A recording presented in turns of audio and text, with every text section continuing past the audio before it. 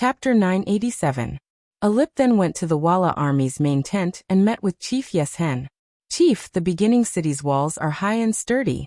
If it weren't for the heavy weapons, we wouldn't have been able to fight this battle. But I wonder where the northern Ming artillery shells that we need have been transported to? Prime Minister, I'm also worried about this matter, Yeshen said with an ugly expression.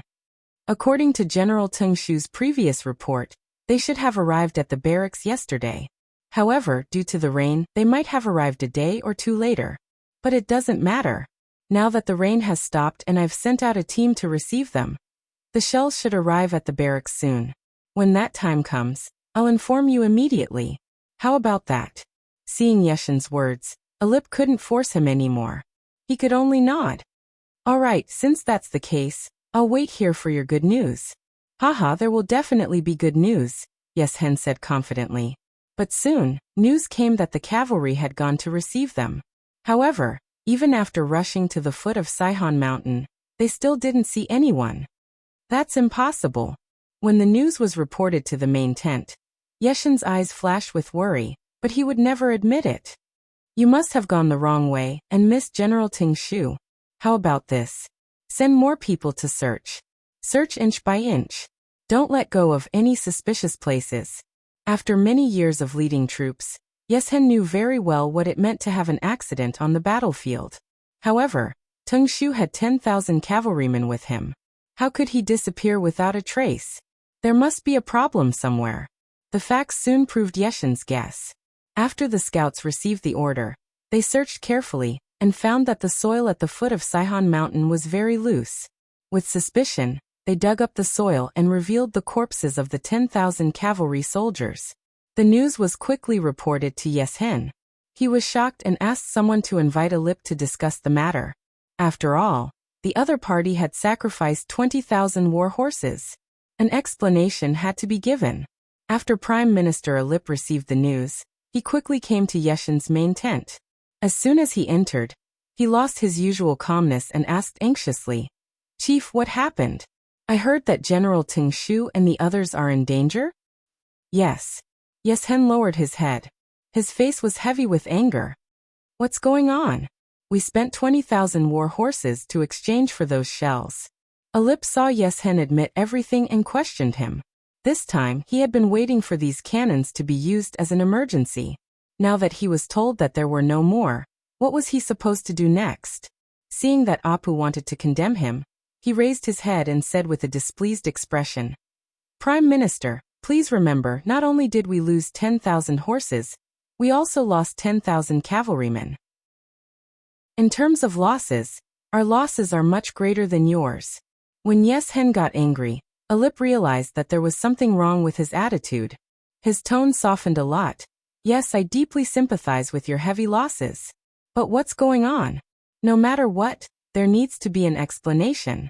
That was 10,000 cavalry soldiers. How could they be wiped out just like that? What's more, no one came back. This is too abnormal." "It's indeed abnormal." Yeshen agreed with this point of view. Then he asked with a trace of suspicion, "Prime Minister, do you think it was done by the 5-Star Army?" 5-Star Army?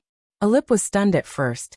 Then he shook his head and said, "Didn't we already confirm that their main force is in the direction of North Desert City and Beginning City? How could they have the strength to arrange an ambush in the south of Beginning City? If they really have such great ability, then why would they defend the city? I don't think so." Alip was a smart person. Normally, he wouldn't directly express his opinion on some things.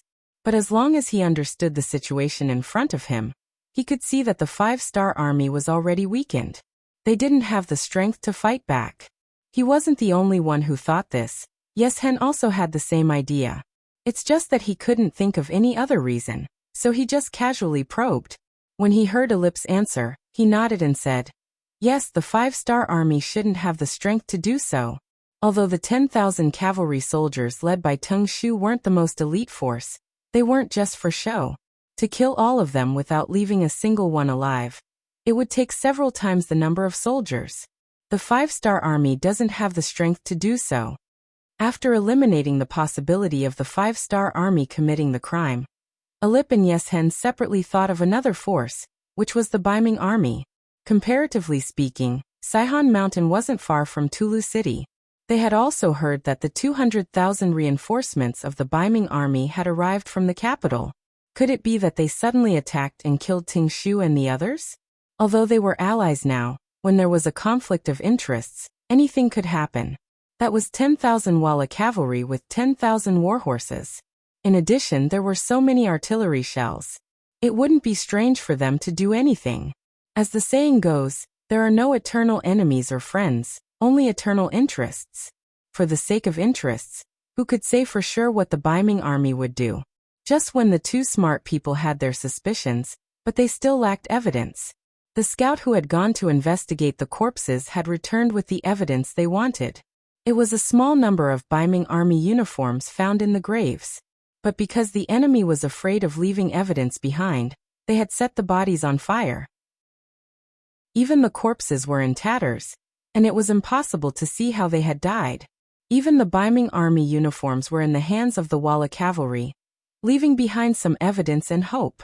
Bastard, I didn't think they really did it. Yes Hen angrily slammed his fist on the wooden table in front of him.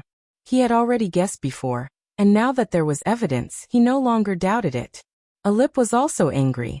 Although it didn't seem right that the Baiming army would take such a huge risk for 10,000 warhorses, the reality was that the facts were right. However, the truth was right there, and he had no choice but to believe it. Then there was a problem. The Baiming army had already made a move behind them, so they were no longer safe. Between the Baiming army and the Five-Star Army, they could be attacked from both sides at any time. If that was the case, they had to take action. Otherwise, it would be too late once the situation was settled. What should we do? Do we still need to send people to Tulu City to investigate the situation? Yes Hen asked conservatively. Tulu City has been sealed off for a long time. Our people couldn't get in before, and now something like this has happened. Even if they could get in, they probably wouldn't let them out. This kind of investigation is meaningless. Apu shook his head. With his foresight, he believed that all investigations were unnecessary. On the contrary, doing this would only delay the army's retreat. That's right, then what should we do? Retreat? When he said this, Yeshen's voice carried a hint of unease. We will retreat. But before we leave, we have to take some things with us. I've already sent people to check. Some of the more than 300,000 mu of grain fields in the north of the origin city have already ripened. If we move fast enough, we can still snatch some of it. This way, we can solve the problem of our own lack of food and fodder, and also deal a heavy blow to the origin city. We can make them fall into a food shortage in a short period of time, and delay their development. Apu said with some reluctance. Since it was confirmed that the first city was difficult to capture, even if they went to the North Desert City, it would be a risky move. They could only take a step back and snatch what they could first. This was the best way and the only thing they could do. Although he had brought a lot of provisions this time, the more life-saving things he had, the better. Thus he immediately nodded. And I agree with this idea. Then let's do it like this. We will send 10,000 cavalry to snatch the food. We will only give them 7 days. As for how much they can snatch, it all depends on their ability. How about it? Well, after we snatch our own food, we will burn the rest that we can't take away. In any case, we can't leave it to the Five-Star Army. Alip added. That's good. Well, using these 7 days, we can also transfer all the cavalry back from the northwest line and get ready to retreat at any time. Yes Hen said this, and he had already confirmed everyone's decision to retreat. A thunderous siege operation was destined to end in failure. After the two leaders reached a consensus, they each sent 10,000 cavalry to the food base in the north of the first city. But the next thing didn't go well. Facing the yellow food, they actually had difficulty moving forward. This didn't refer to how many Five-Star Army were guarding here. It was because there were too many mines. They only advanced 2 or 3 miles and each of them paid the price of hundreds of cavalry. According to the report, there seemed to be a lot of mines buried in the ground that could throw their soldiers into the air. If they wanted to go all the way, they were afraid that it was far from being able to do it in a short time. When the news came back, Yes Hen and Alip both scolded Yang Chendong's cunning. Obviously, this was a trap that should have been set up long ago, but because they wanted to wait for the food to mature, they ignored it. If we can't get it, then let's destroy it. Don't we still have some explosives and catapults? Drive them over and blow it to the ground. With the idea of both sides suffering, Yes-hen made a ruthless move.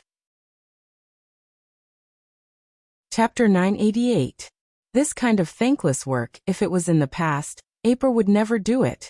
He was a politician, and he valued the overall situation more. He valued how much he could get in return for his efforts. There was no point in doing things like this where he could not get anything even if he put in a lot of effort. It's just that they didn't get any benefits from the Battle of the First City. On the contrary, the original 50,000 siege infantry were almost wiped out. Since they couldn't take down the city, they needed an explanation. Then let's destroy it. Alip made this difficult decision and arranged for people to do it. But before he gave the order, a new information was sent to him. This made Aper, who didn't change his expression even if Mount Tai collapsed in front of him, turn pale with fright. He finally didn't dare to think about other things and decided to leave immediately. Once again he came to Yeshen's main tent. Aper anxiously said, "Leader, this Prime Minister just received news that the main cavalry of the 5-star army has entered our Ili kingdom. Now they are burning, killing, and looting. They have threatened the safety of the king, so I received an order to rush back." The sudden change also caught Yes-hen off guard. At first, he thought that Apu was afraid, and wanted to leave first so that he could bring up the rear. But soon after, the informants he had left in the Ili kingdom also sent him the same message, so he knew that this matter was not fake. Aper knew that Yes-hen was just going through a procedure. He didn't care whether the other party agreed or not. This time he must leave.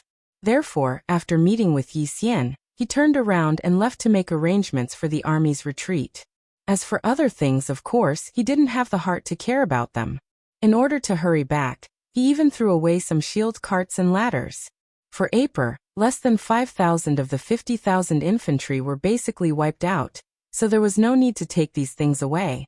When Aper came, he had 200,000 soldiers, but when he left, he only took 125,000 soldiers, 100,000 cavalry, 5,000 infantry, and 20,000 cavalry.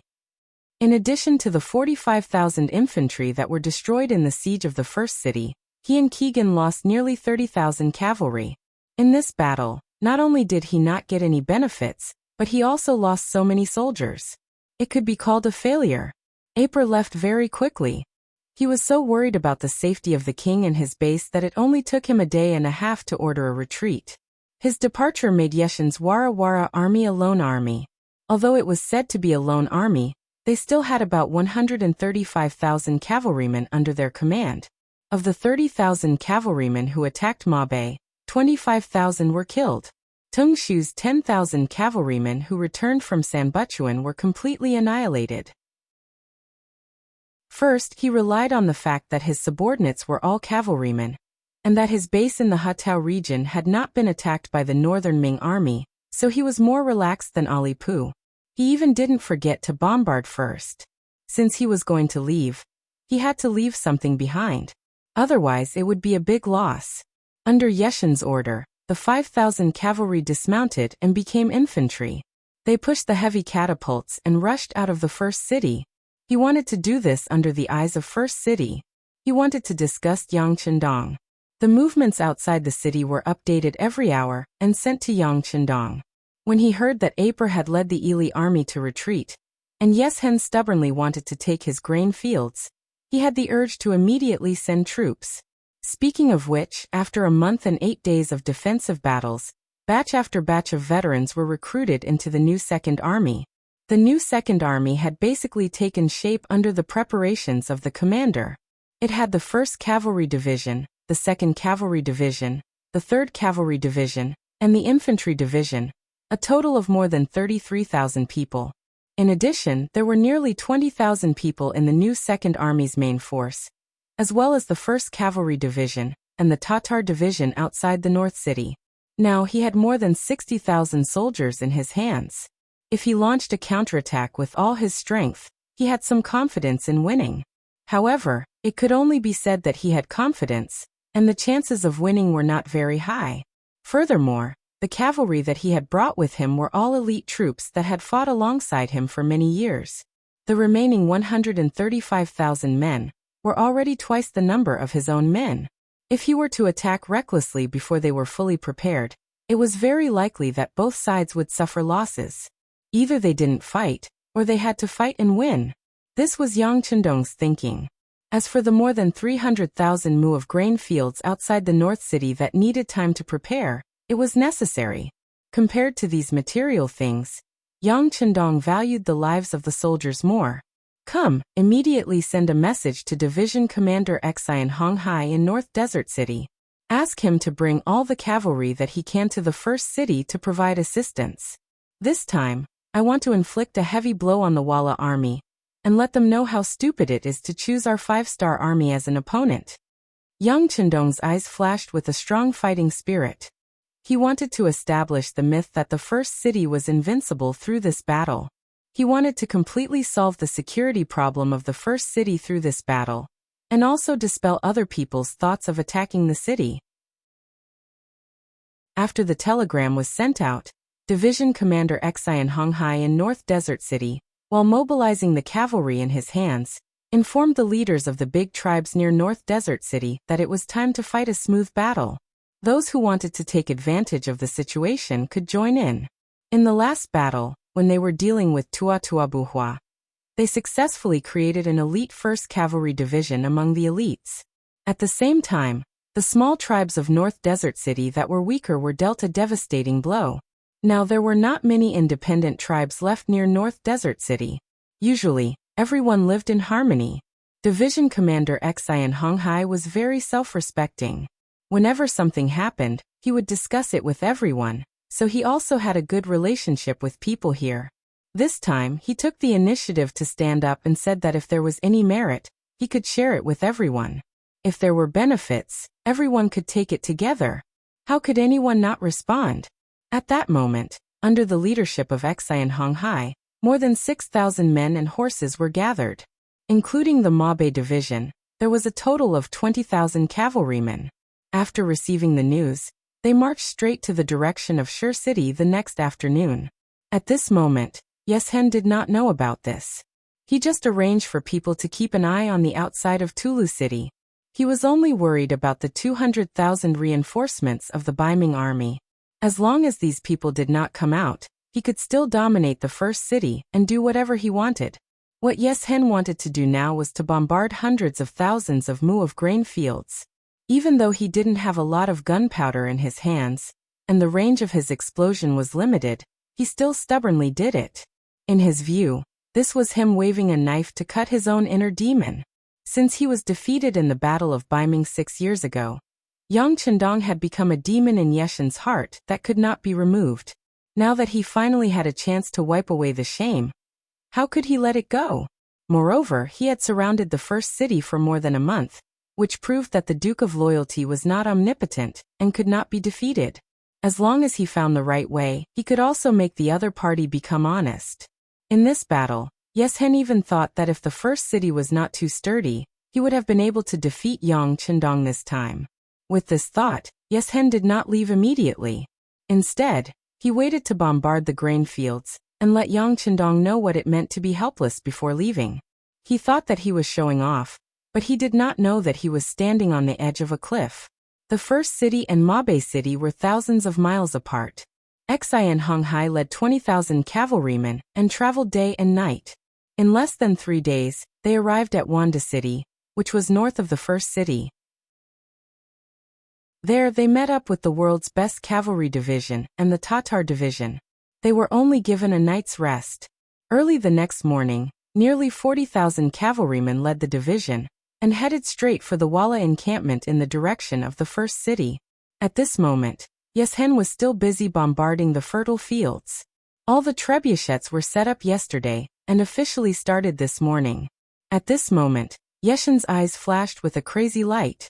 He wanted to use this action to tell the world that he was not afraid of Yang Chendong, and was even stronger than Yang Chendong.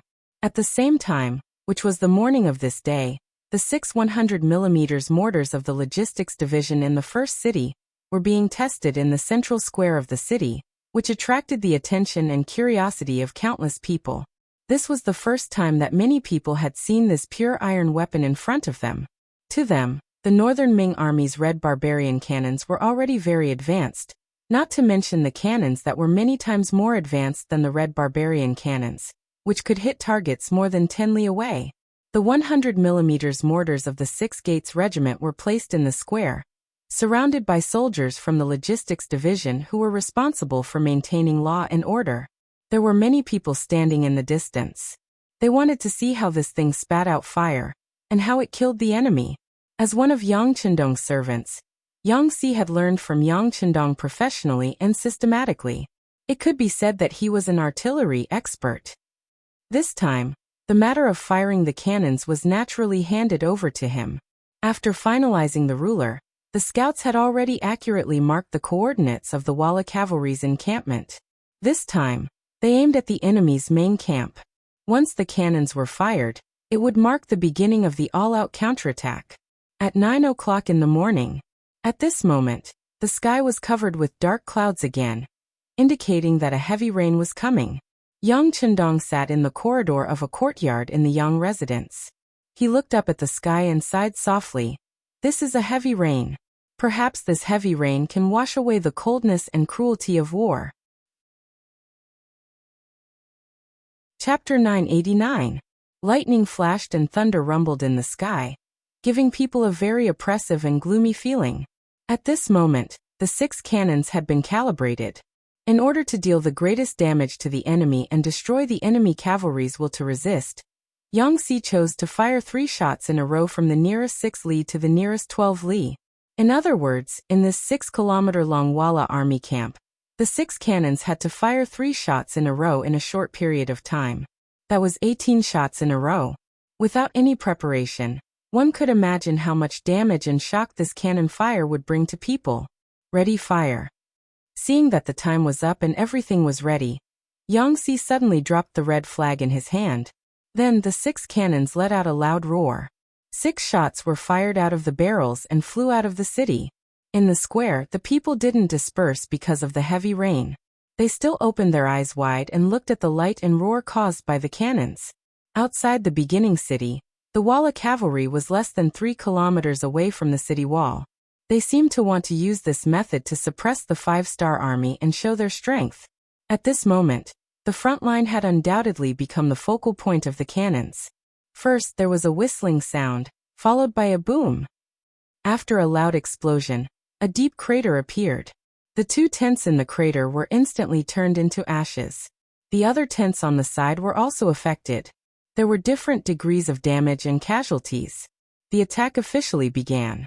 The cannons drew a beautiful arc in the sky and landed in the Walla camp. In the roar, one tent after another was destroyed. Group after group of unprepared Walla cavalry were killed, injured, and frightened. Yes Hen saw that the rain was coming. He was patrolling the camp with his men.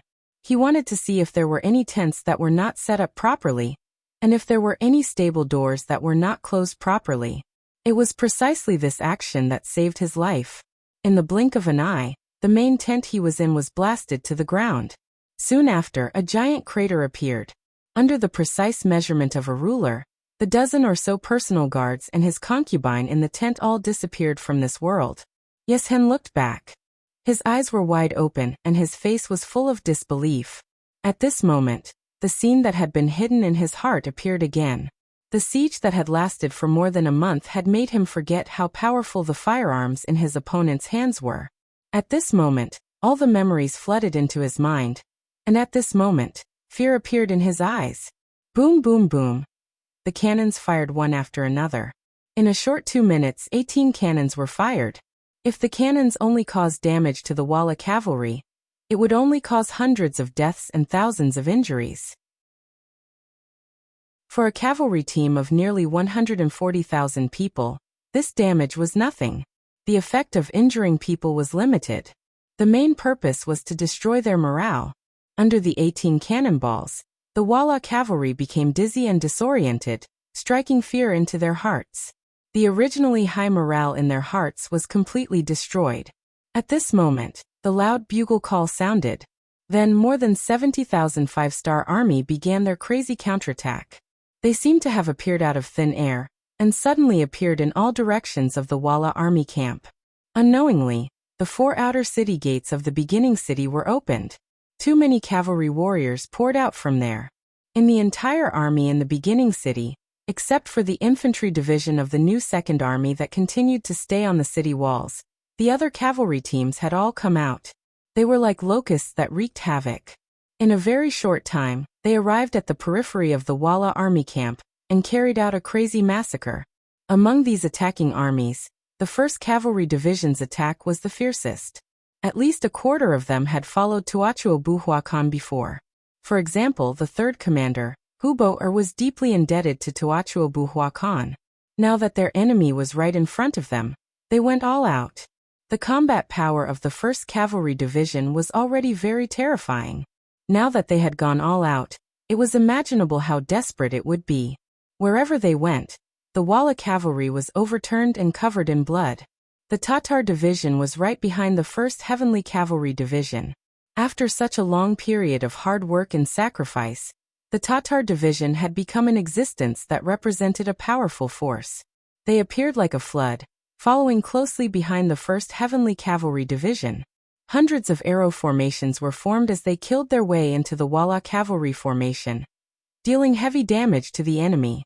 The new 1st Army and the new 2nd Army also rushed out of the first city. Their strength lay in their numbers. Everyone could huddle together to protect themselves and ensure the safety of the left and right flanks. The soldiers only needed to bravely charge forward and take the head of the target. Under such a situation where there was no distraction, everyone performed to their best. For a time, no one could stop them. Lastly, it was the Mo Bay Division and the 20,000 soldiers of the Mo Bay tribe.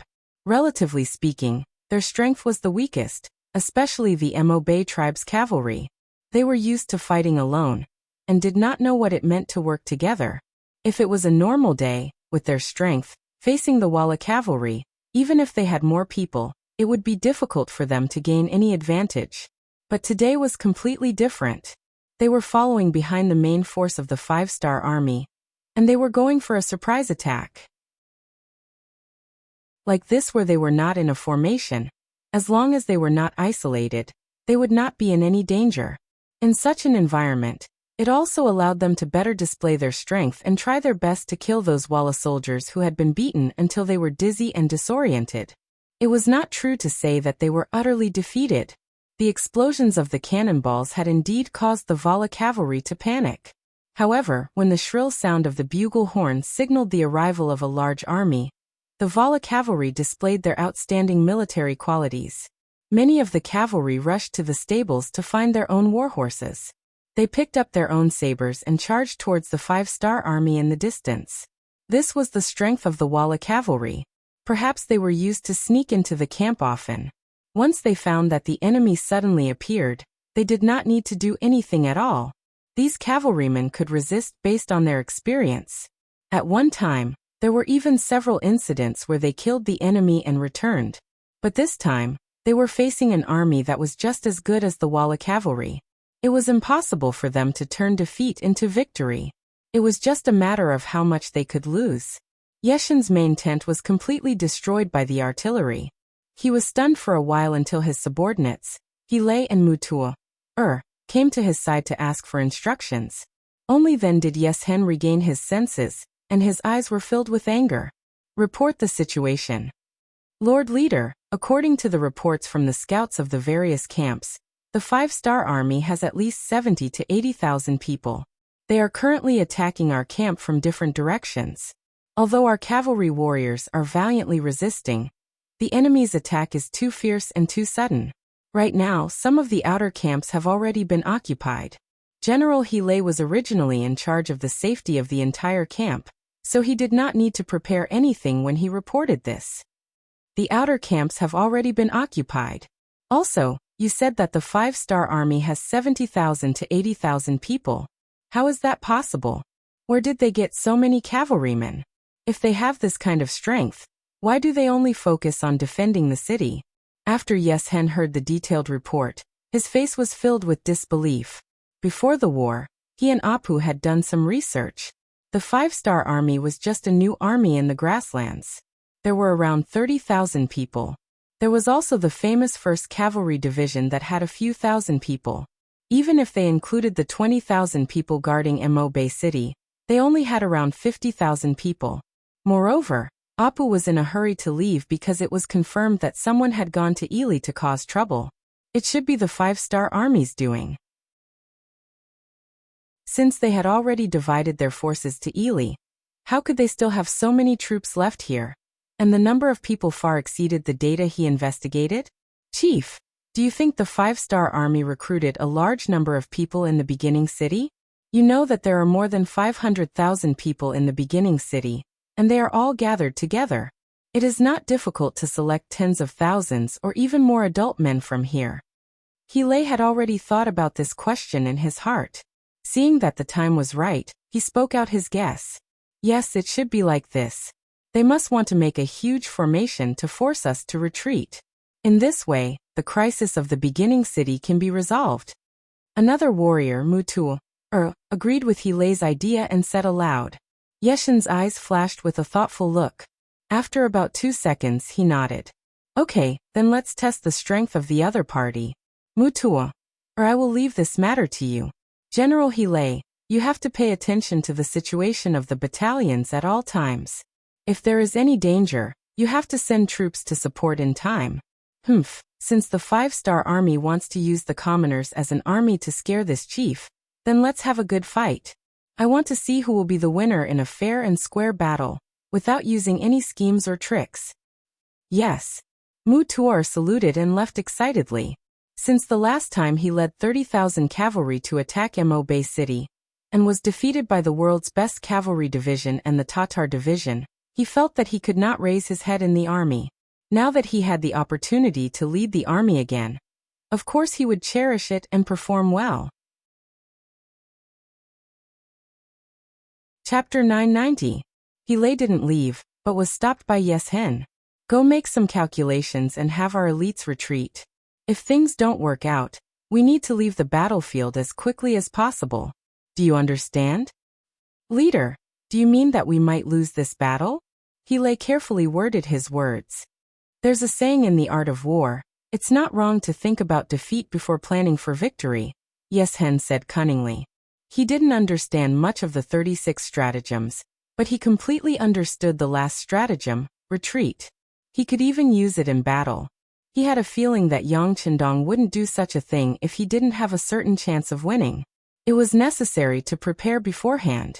As long as the main force and elites were still there, this battle wouldn't be considered a defeat. After understanding Yeshin's meaning, Hilei asked worriedly, Leader, should we inform General Mutuo? He should be going to the front lines soon. If we suddenly retreat with our elites, won't he be in danger? No need. Mutuo should have been executed in the previous battle. Keeping him alive for so long is my benevolence. Let him fight to the death on the battlefield and gain a good reputation. Isn't that better? Yeshin's ruthless side was once again displayed. In the eyes of this kind of person, there was only value in using others. As for friendship and feelings, they didn't exist at all. If anyone wanted to talk about feelings with him, they would be looking for sadness and death.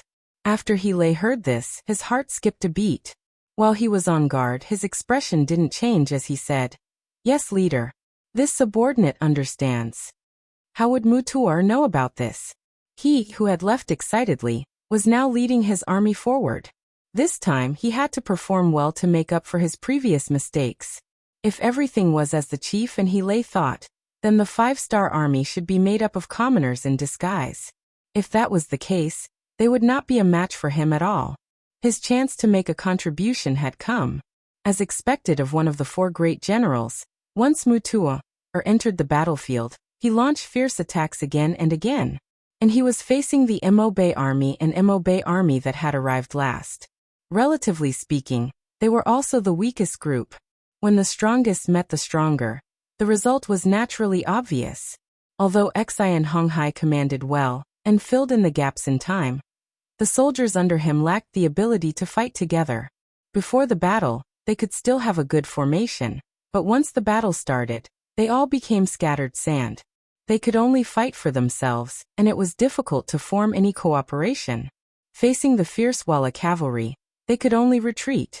Mutua repelled his opponent, which made him believe in the chief and he lays judgment even more. It also made him have a bold idea, which was to continuously attack and penetrate the enemy. Then he would take the opportunity to see if he could take down the origin city that had no military strength. If he could really do this, he would have made a great contribution. Then, who would dare to look down on him? Mutua's idea was correct. The first city was indeed empty of soldiers. Only an infantry division was left to defend the city. The Walla army did not collapse in the face of a heavy attack. Instead, they still had the strength to fight back. When this matter was reported to Yang Qindong, he was somewhat surprised. Under normal circumstances, in the face of a sudden attack, coupled with the power of the artillery, most troops would not be able to resist. Once they began to retreat, it would become a situation of defeat. In that case, they would have to fight the battle with the wind and have the advantage in their hands. The Walla army's reaction was so unexpected that Yang Qindong understood that any force that could dominate for a period of time was not a fluke. They indeed had their own strengths. And since the Walla army did not retreat, then he did not need to hold back. He just needed to use all his means. Send orders to Haiwu Division and the reconnaissance team of the new First Army. Let them attack the Walla army from the south and disrupt their formation. The telegrapher, Wang Shan, agreed and turned to leave. Then Beta Persei excitedly entered the courtyard. As soon as he saw Yang Qindong, he excitedly said, "Young master, there is a report from the front. There is a Walla army of about 10,000 that has broken through our encirclement and is moving under the first city." There is such a thing? Yang Qindong was stunned. He did not expect that the Walla army not only had the strength to fight back, but also had the intention to seize the first city for the second time. Yes, we have figured it out. This Walla army is led by Muther, one of the 4 generals under Yeshen.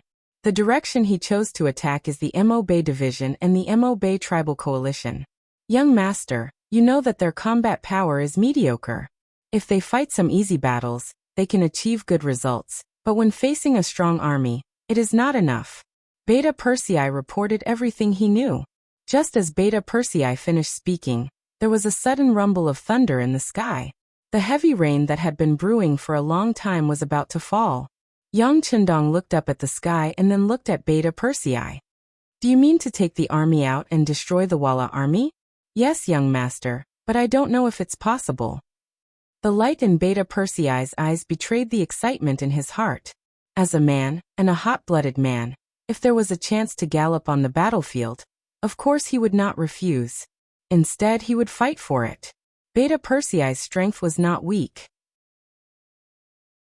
In the past few years he had practiced his equestrian skills on the grasslands well. But because he was with Yang Qindong, the opportunity to fight was completely deprived. Now that he finally had a chance to perform well, how could he miss it? Naturally, he would fight for it. Yang Qindong only hesitated for a moment before agreeing to Beta Persei's request. "Your desire to fight is good, but now there is no decent cavalry in the first city. What do you have to fight with this Muther?" "Young master, don't you have your 2 guard brigades? They add up to 1,000 people. That's enough. Besides, although the guard brigade has not stopped training since it was established, they have not experienced any battle after all. After a long time, I'm afraid that their skills will be rusty. There are some opportunities to test their strength.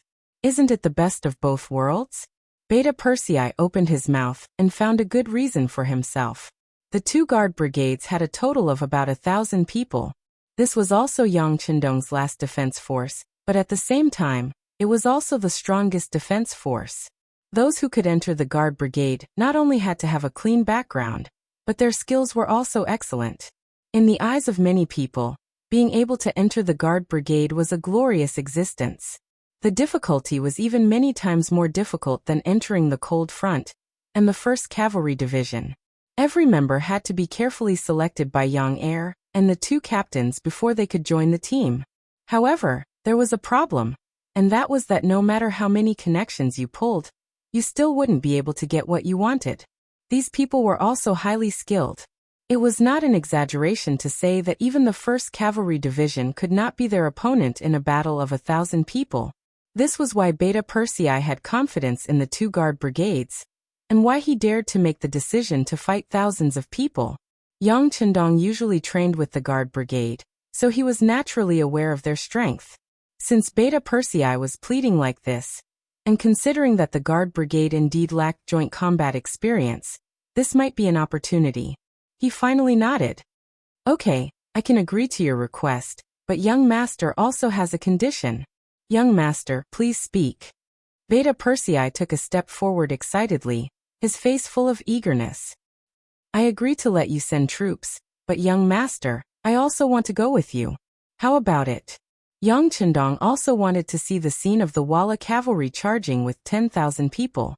He also had a hot-blooded side to him. Okay, wait. Beta Persei instinctively agreed, but he quickly came back to his senses and shook his head repeatedly. No, the ladies in Tiger Head have strictly ordered me not to let young master take risks. This is absolutely impossible. Yang Chendong knew that Beta Persei would not agree immediately, so he questioned him. Beta Persei, you just said that with the strength of the guard brigade, it would not be a problem to deal with the Walla. Are you doubting the strength of the guard brigade? No, young master. Beta Persei quickly shook his head and denied. That's good. Since the combat power of the guard brigade is invincible in the world, there is no danger. What is there to be afraid of for young master to follow them? Well, it's settled. The battle doesn't wait for anyone. Go and arrange it immediately. Yang Chendong waved his hand at Beta Persei without any explanation. Beta Persei retreated just like that, only to realize that he had been tricked by the young master. But he knew that even if the young master had made a decision, he could not stop it with his ability. If he continued to talk, he was afraid that the young master would have the opportunity to fight, and he would only be trapped at home. If that was the case, then so be it on the battlefield. As long as he was careful and protected the young master by his side, and with the young master's skills that no one knew how powerful, there should not be any danger. The heavy rain poured down, as if the sky was leaking, and it fell on the grassland, washing away the blood on the cavalry on the battlefield. Mutuo led a total of 20,000 cavalrymen, and charged fiercely for a while, breaking through the obstacles of the Mabe division and the Mabe tribe, and finally arrived in front of the west gate of the first city. There were less than 8,000 cavalrymen left behind, and many of them were injured. When he saw the closed gate of the first city in front of him, the original hope in Mutuo's eyes was extinguished by more than half. Under such heavy rain, without any siege weapons, it was impossible for him and his 8,000 cavalrymen to rush into the city. Victory was so close to him, but it was also so far away. General, what should we do? The rain is too heavy, and the brothers are too tired. We have to find a place to rest. A commander in the army walked to Mutuo's side and asked tentatively. Chapter 991. Taking a deep breath, Mutuo knew that he had done something useless this time. With a dejected look, he was ready to give the order to retreat. Wait, look, did the city gate open by itself? A chiliarch interrupted the decision that Mutuo was about to make. He pointed to the west gate of the city and shouted loudly. The heavy rain was still falling, and the west gate opened from the inside. Then, a group of black cavalry under the protection of full armor walked out. A group of 5 people, despite the heavy rain, still came out as usual. The neat order seemed to prove their iron-like discipline. After walking for a full quarter of an hour, all 1,000 black cavalry walked out of the city gate. Finally, Yang Chendong, who was dressed in a particularly eye-catching golden robe, walked out of the city gate under the protection of Beta Persei and the others. Just after he left the city, the heavy gate behind him slowly closed. The sound was so clear that no matter how bad the weather was, it still clearly reached everyone's ears. In the past, when Yang Chendong went out, he always wore a red robe and a cloak. It could be said that he had always been concerned about the feelings of the North and South Daming. But this time, Baiming tricked him and obviously hurt his heart. At this moment, he no longer hid and put on the golden robe that represented imperial power. Yang Chendong was also dressed in black armor, only revealing a pair of murderous eyes. When he looked ahead and saw the 8,000 Walla cavalry, he did not show the slightest nervousness. On the contrary, he said in a very calm voice, "The black cavalry only belongs to you. This is the most powerful existence. But after today, I hope to add a new title to you, Longwei.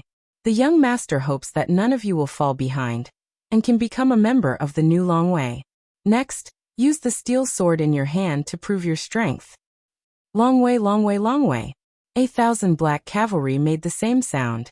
For a moment, this shout seemed to have covered and surpassed the sound of thunder, echoing between heaven and earth.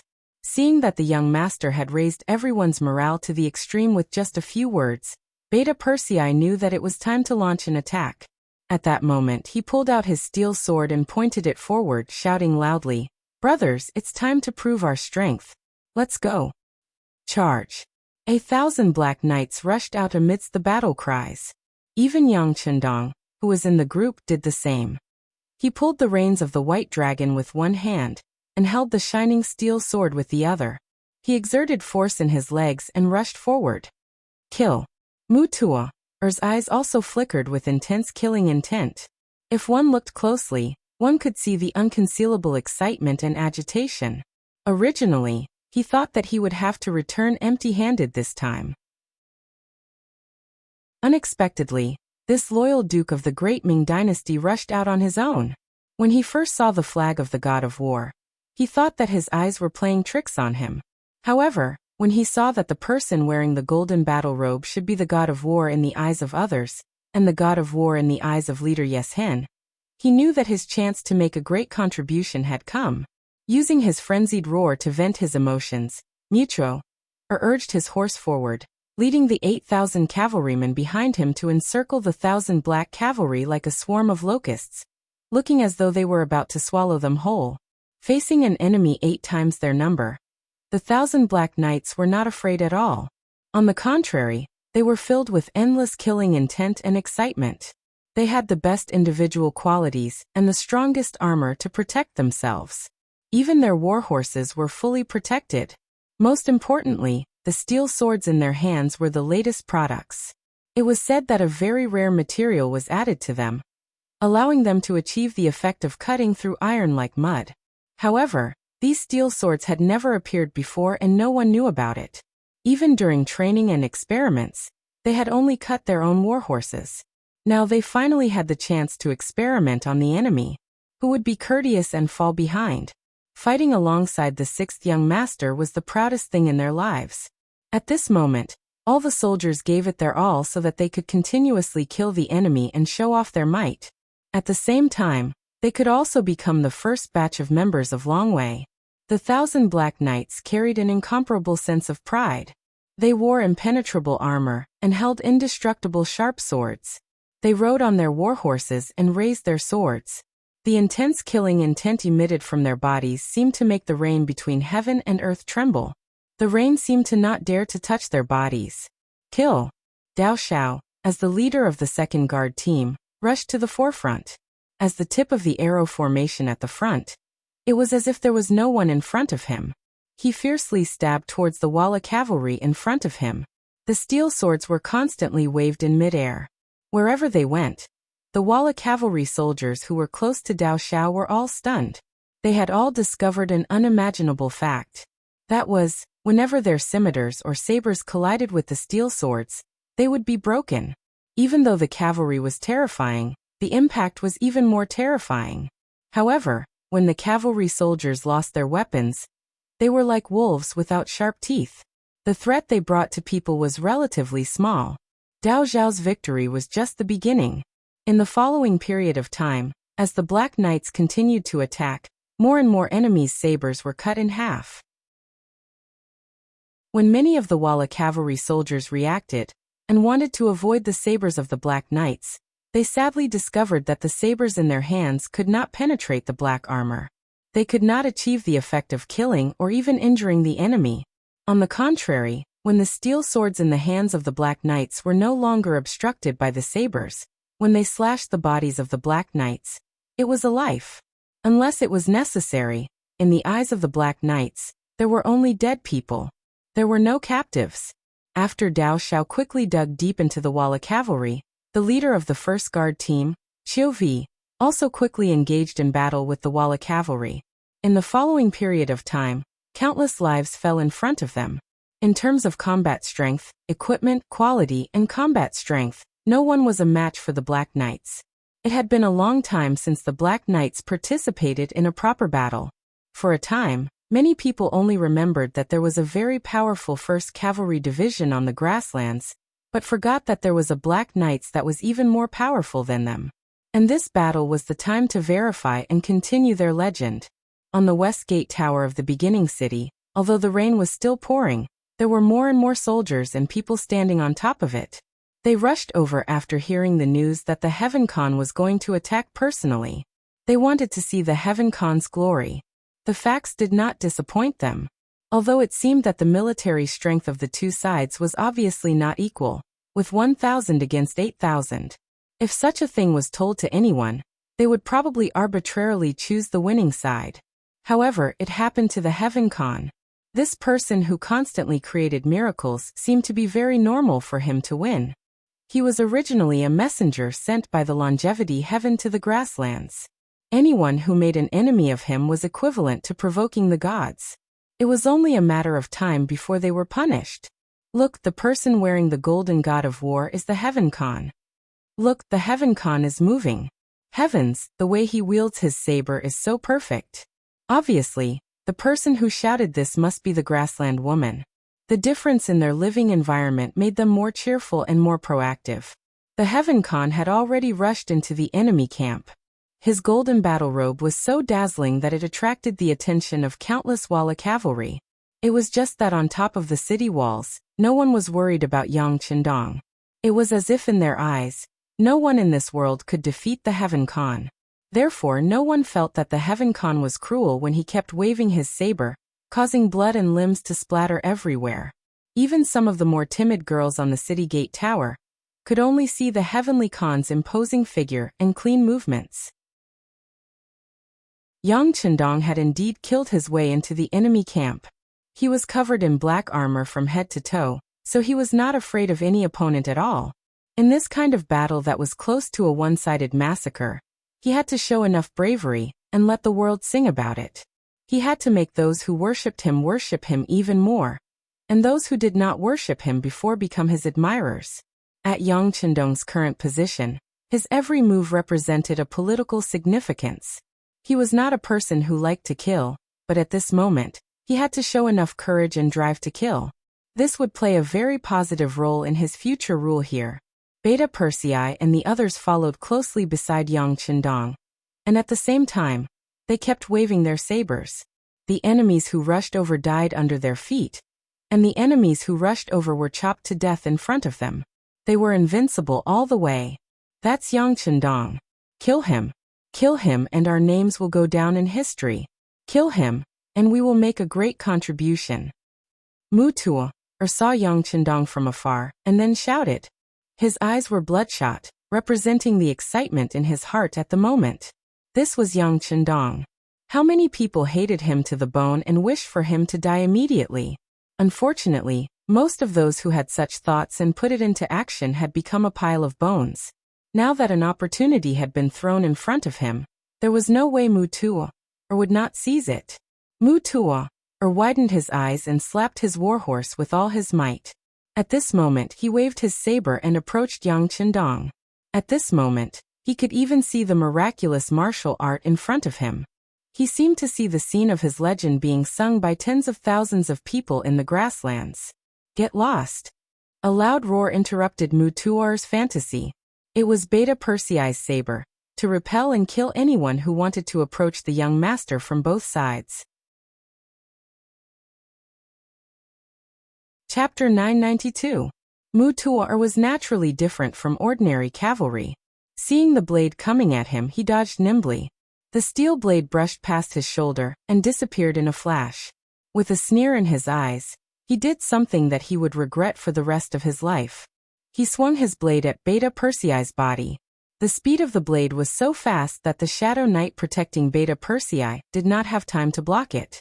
Seeing that the attack was about to succeed, although the blade could not hurt Beta Persei due to the invulnerable black armor, it would inevitably bring shame to Beta Persei. Just as the blade was about to fall, Beta Persei's majestic body suddenly turned nimbly, making a move that did not match his tall body at all. Just as the blade was about to fall on the black armor, the steel blade in his hand finally blocked it at the last moment. The collision of the two weapons produced a very crisp sound. Mu Tuo was not discouraged by the fact that his blade was blocked and did not succeed. Yang Chendong wasn't his target in the first place. He was just itching to fight back. Since he couldn't hurt Yang Chendong, he didn't want to waste any more time here. He had to find Yang Chendong as soon as possible and kill him. Riding on his warhorse, Mu Tuo turned around once more and saw Yang Chendong right in front of him. Moreover, it was his opponent's back. Knowing that an opportunity had presented itself, Mu Tuo was naturally excited. He instinctively raised his blade and stabbed forward, his face flashing with the look of a treacherous scheme that was about to succeed. But in the next moment, this action suddenly stopped. It was for no other reason than because he found that the original saber in his hand had been broken into half. Including the hilt, he only held half of the saber in his hand. He did not know that after his attack was blocked by Beta Persei, the saber had become like this. Just as he was wondering why the saber had become like this, Yang Chendong, who was right in front of him, suddenly turned around and slashed at him. This strike was fast and accurate. The horizontal slash landed right on Mu Tuo's neck, bringing the head that could still make any expression into the air. Mu Tuo had died in battle. Even at the moment of his death, he couldn't help but wonder what was going on. Why did his saber suddenly break into two? Could it be that this person was really sent by the longevity heaven? Could it be that anyone who went against him was seeking their own death? He wanted to continue asking questions, but Mu Tuo no longer had the chance. At this moment, he couldn't be more dead. What he didn't know was that Yang Chendong had only turned around because he had sensed the danger behind him. The Heavenly Khan didn't care about him at all, even if he reported his name. This was because in front of Yang Chendong, even if it was Yes Hen, it was nothing to be proud of. They were not on the same starting line to begin with. Mu Tuo had died in battle, and thousands of Wala cavalry were buried with him. And as the rain grew heavier, more and more people died, and more people were buried with him. And this battle only lasted for more than half an hour, and it was over after a little more than an hour. The new army had returned to the beginning city. They were sent by Tiger's man. After learning that someone had broken through the Mo Bay Division's defensive line, he was worried about the safety of this place, so he sent Deng Yu, the leader of the new army, to come personally. Of course, if Tiger's man knew that the young master had personally participated in the battle below the city, he would have given up everything and rushed over. The new army came, but by the time they arrived, the battle was already over. Nearly half of the 8,000 Wala army were killed, including the main general, Mu Tuo. The other half had already dismounted and knelt down to surrender. After witnessing the power of the Black Knights, their inner defenses collapsed, and they no longer had the courage to fight with their sabers. On the other hand, none of the Black Knights died in battle, and only 7 of their brothers were injured. As long as they rested properly, they could immediately rejoin the battlefield. 1,000 against 8,000, and they still managed to achieve such a result. This was the strength of the elites. 6th Young Master. When Deng Yu saw Yang Chendong, he excitedly dismounted and knelt down. You came at the right time. Immediately assist the infantry division in the city to take this prisoner away. Now that we are out, we have to go to the main battlefield to take a look. After Yang Chendong gave Deng Yu an encouraging look, he ordered Beta Persei to open the city gate and solve the problem of the prisoner. Just as Yang Chendong was engaged in a bloody battle with the Wala cavalry, Hai's 5th Division and the new army reconnaissance group were also ordered to launch a fierce attack on the rear of the Wala army. Hai's 5th Division, which was made up entirely of musketeers, fully displayed their destructive power. Facing the unprepared rear of the Wala cavalry, they only charged and killed nearly 1,000 people, causing great chaos. The morale of the Wala army, which had already suffered defeat after defeat on the front line and was riddled with holes, finally began to waver when they received news that their rear had been attacked. Originally, they believed what their leader said. They had a great advantage in numbers, and as long as they could pay a certain price to stabilize the situation, then it would be time for them to counterattack with all their strength. The reality did not match the plan, which made many Walla generals waver. Even as the leader, Yeshen could see that the situation was unfavorable. He knew that if the battle continued, he would be the one to lose. General Hele, is everything ready? In the temporary main tent, he looked at the reports of defeat one after another.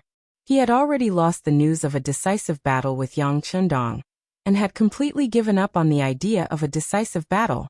Leader, everything is ready. According to your plan, if we retreat now, we can withdraw about 80,000 people.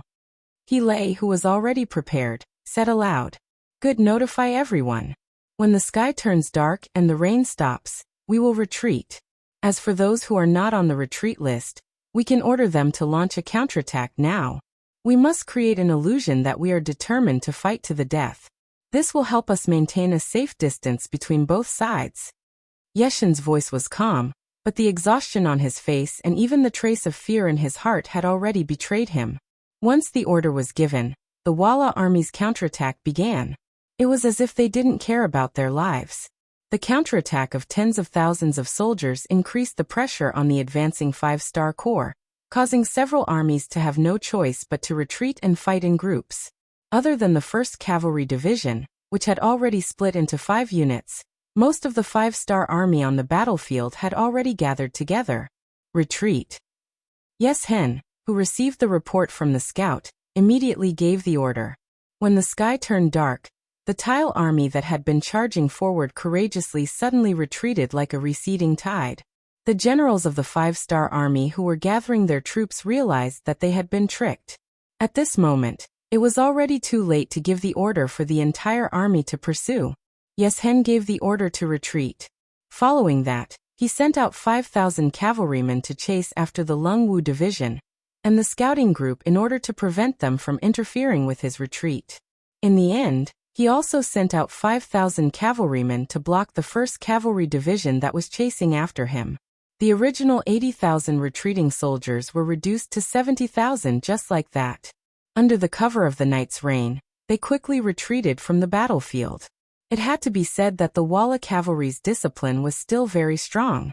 Even under such circumstances, they still retreated. However, the 10,000 cavalrymen he sent out were quickly killed and captured. Whether it was facing the fierce attacks of the Lungwu Division and the scouting group, or facing the bravery of the 1st Cavalry Division, these cavalrymen would only be sending themselves to their deaths if they charged forward. After defeating another 10,000 cavalrymen, the 1st Cavalry Division's commander, Uboer, and a few others suggested that they should continue the chase. No matter what, they couldn't let Yeshen escape. However, at the crucial moment, Division Commander Tian who gave the order to not give chase before the main force arrived. After all, Yeshen had 70,000 elite cavalrymen. If they charged forward alone, they would most likely be surrounded and heavily injured. Although it was said that with the strength of the 1st Cavalry Division, they were not afraid of anyone. However, if they knew that they couldn't do it, it wasn't bravery but stupidity. Yang Chundong came to the main battlefield early in the morning of the 2nd day. At this moment, the heavy rain finally stopped after 3 days, leaving only a light drizzle in the air. When he saw the corpses and blood everywhere he looked, he couldn't help but sigh. The setting sun on the battlefield is as red as blood. White bones are exposed for thousands of miles in the wilderness. Young Master, the scouting group reported that Yeshen brought 70,000 Walla cavalry back to Jingzhou City and Shaojing City. At the same time, they also fought with the Baiming army not far from the city. Beta Persei looked at the battle report that had just been sent and reported to Yang Chundong. Fighting with the Baiming army? What's going on? Yang Chundong asked with some confusion. Didn't they already join forces? Why would they fight at this time? For this question, Beta Persei of course didn't know how to answer. He just ordered people to investigate again. Yang Chundong didn't have time to think about what was going on. Since the battle had reached this point, if he stopped now, it would be inevitable that he would be looked down upon. Perhaps in the future, there would be people who would do the same thing. So this time, he had to get some interest, and also take this opportunity to tell everyone that the 5-star army was not to be trifled with. Whoever wanted to cause trouble, they had to be prepared to pay the price. Order the 3rd Cavalry Division of the new 2nd Army, Mabe Division, and the Mabe Mongol tribe to stay and clean up the battlefield. Order Yangtze in the city to take the Logistics Division out of the city to assist. The rest of the army set out and go to Shajing City. We want to recover Jingzhou City and Shajing City, Yang Chendong said in a heroic tone. Taking these 2 cities was the interest that Yang Chendong demanded from Yes Hen. At the same time, he also opened up the passage from the first city to Ili City. Otherwise, once the Baiming army took advantage of the situation, he was afraid that if he wanted to reach out in the future, he would be restricted. Chapter 993. Jingzhou City. It was one of the few well-preserved cities on the grassland. In the past, this place had always belonged to the Tatar Empire, and was one of the important cities under the rule of Tuachuo Buhua. It was not until the Battle of the Beginning City that he lost to Yang Chendong. He, who led 3,000 elites, was besieged by Yang Chendong. In the end, he died in battle, and these cities became ownerless. Yes Hen seized the opportunity and occupied this place, which became the front line for him to extend his black hand to the first city. But all of this was far from over. At the beginning of the year, the Baiming army sent out 400,000 troops from the north, south and west. Soon, Jingzhou City changed hands and became the Xian mansion of the Baiming army. But soon the situation changed. The Baiming army's southern front, Yanghang, was defeated. The Walla also invited Ili to join forces with him to come to the grassland. The Xian mansion army had to retreat in the face of great pressure, and the Jingzhou City changed hands again. After that, the Walla army led by Yes Hen and the Ili army joined forces to besiege the first city. This place became the base for transporting provisions from the rear. But then Ili army's nest was attacked. Prime Minister Arap had no choice but to retreat. Taking the opportunity, the 5-star army launched a counterattack and fought a great battle with the Walla army under the first city. It seemed that the battle situation was unpredictable, but as long as one was observant, one could see the opportunity in it. For example, Deng Chong, the military supervisor eunuch of the Xian Mansion army, was one of them. He boasted that he was smart. After receiving the order from the chief eunuch, Jining, Deng Chong mobilized the genie guards to put Sherwanshan, Ancient River, and Ning Wenfeng under house arrest. Because of this, he obtained the power to control the army. When the first city defense battle was in full swing, he had been paying attention to the movements of various parties, imagining if he could find any benefits from it. For this matter, he took the initiative to find Sherwanshan and the other 2 who were under house arrest. Under the righteous cause, the 4 of them discussed and finally came to a unified opinion. If the 5-star army lost this battle, the Baiming army would take Saihan Mountain and make it the gateway to the northwest to protect the safety of Tulu City.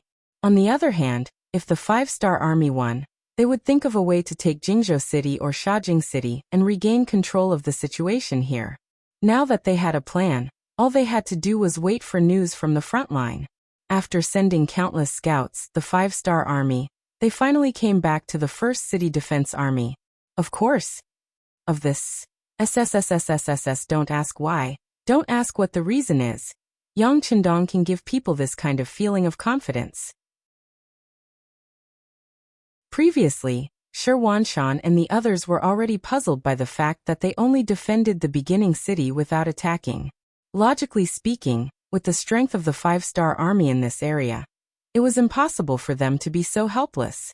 The current counterattack had proven everything. It wasn't that the 5-star army didn't have the strength, but that they had been waiting for something. Of course, they did not know that Yang Chendong wanted to use the defensive battle to train his troops. At the same time, he wanted to see if there would be any problems with the defense of the first city. After all, he couldn't stay here forever, so he had to be aware of everything here.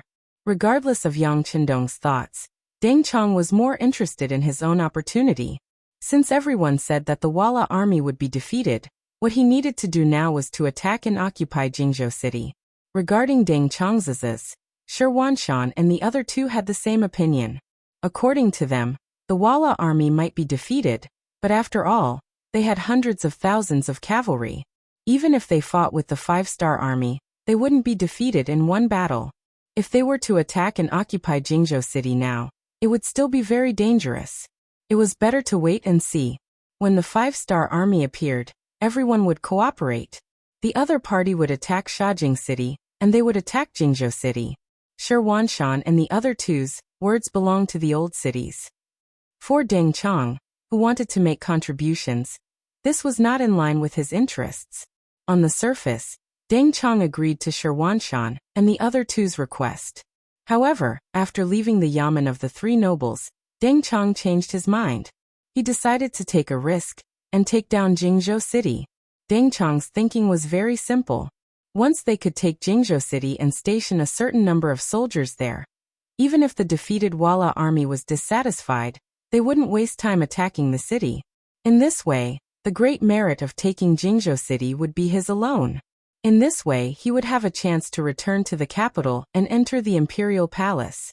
Only by working at the emperor's side could a eunuch be promoted faster and have more hope of standing out. Having made his decision, Deng Chong did not let the merit go to his head. He chose to take Jingzhou City through deception rather than a forceful attack. In other words, he sent people to appear outside Jingzhou City in the name of labor. If they could smoothly enter the city, that would be for the best. At the very least, if they could trick a portion of the Walla army out, the pressure of the siege would be greatly reduced. One could say that Deng Chong truly had made many preparations. For this reason, he had even taken out a portion of the limited provisions in Yamen and sent it to Jingzhou City. But he had never imagined that when Teng Shu's army of 10,000 had been wiped out, Yang Chendong had intentionally framed the Baiming army. In other words, the Walla army did not trust the Baiming army at this moment. Deng Chong knew nothing of this. Just when he had wanted to use their relationship as allies to deal a heavy blow to the retreating Walla army, it had been the other side who had made the first move. At the gates of Jingzhou City, the Baiming army had pretended to be a labor force and was preparing to strike, but the Walla army had beaten them at their own game, happily exiting the city. Then the 5,000 cavalry left behind to guard the city attacked, catching the Xian Mansion army off guard. The 5,000 cavalrymen did not greet him and charged forward.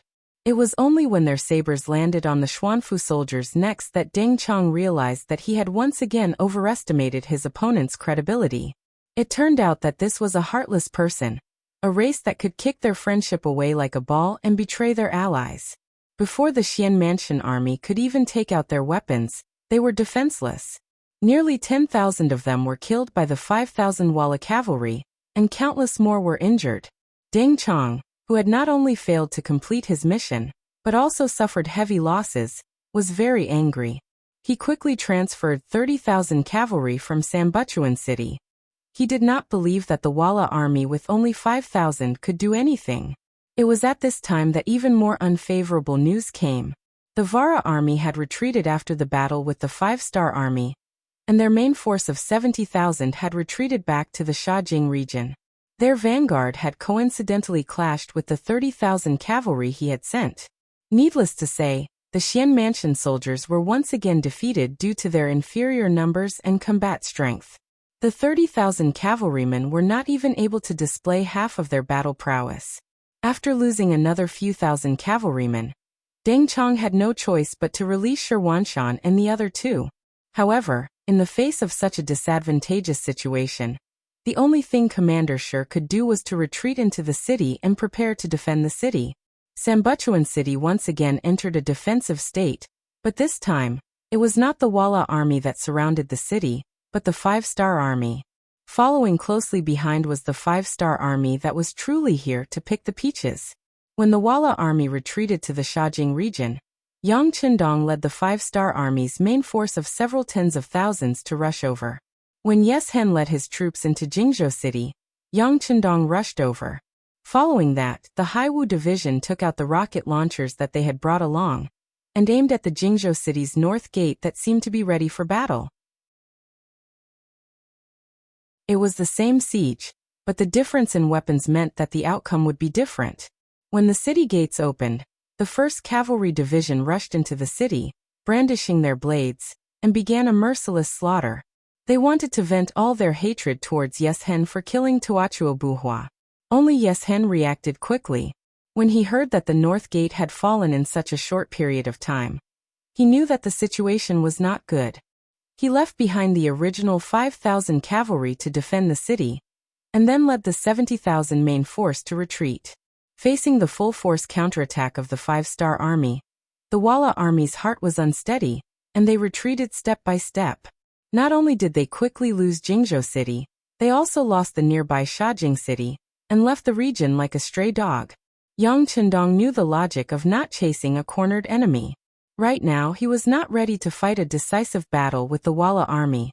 After days of marching in the rain, the 5-star army was exhausted. Since their strategic goal had been achieved, and they had taken over Shajing City and Juanzhou City, then they should know when to stop. They should stop chasing and digest the fruits of war first. While resting, he did not forget to gather grass and beat rabbits, and surrounded Sambuchuan City. Previously, when the Walla and Ili joined forces to attack Shur City, the Baiming Xianmansion army played a very disgraceful role. Now it was time to settle the score. Sambuchuan City was once again surrounded. Shi Wanshan and the others in the city did not know whether to laugh or cry. Originally, they thought that the result of the war was them taking advantage of the opportunity to reap the benefits. But because of Deng Chong's rash action, they lost all the opportunities, and now they were like turtles in a jar. Although the 5-star army outside the city only had 40,000 to 50,000 people, and the Xianmansion army in the city still had 170,000 people, but for some reason, after the opponent became the 5-star army, General Shi Wanshan could not give the order to counterattack. There were too many facts that proved the strength of the 5-star army, and that they could not be provoked. Even if he really sent out the army, even if he won, it would only be a Pyrrhic victory. Who knew if the Walla cavalry would rush over at that time to reap the benefits? They did not go out of the city to set up a formation. They only sent a messenger out of the city to ask for help from Governor Shi Hung. Then the 5-star army and the Xianmansion army faced each other across the city. On the surface, it looked like the well water did not interfere with the river water. Yang Chendong indeed did not have the intention to attack Sambuchuan City.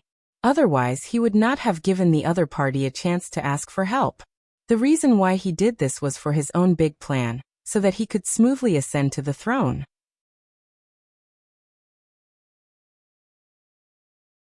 Chapter 994.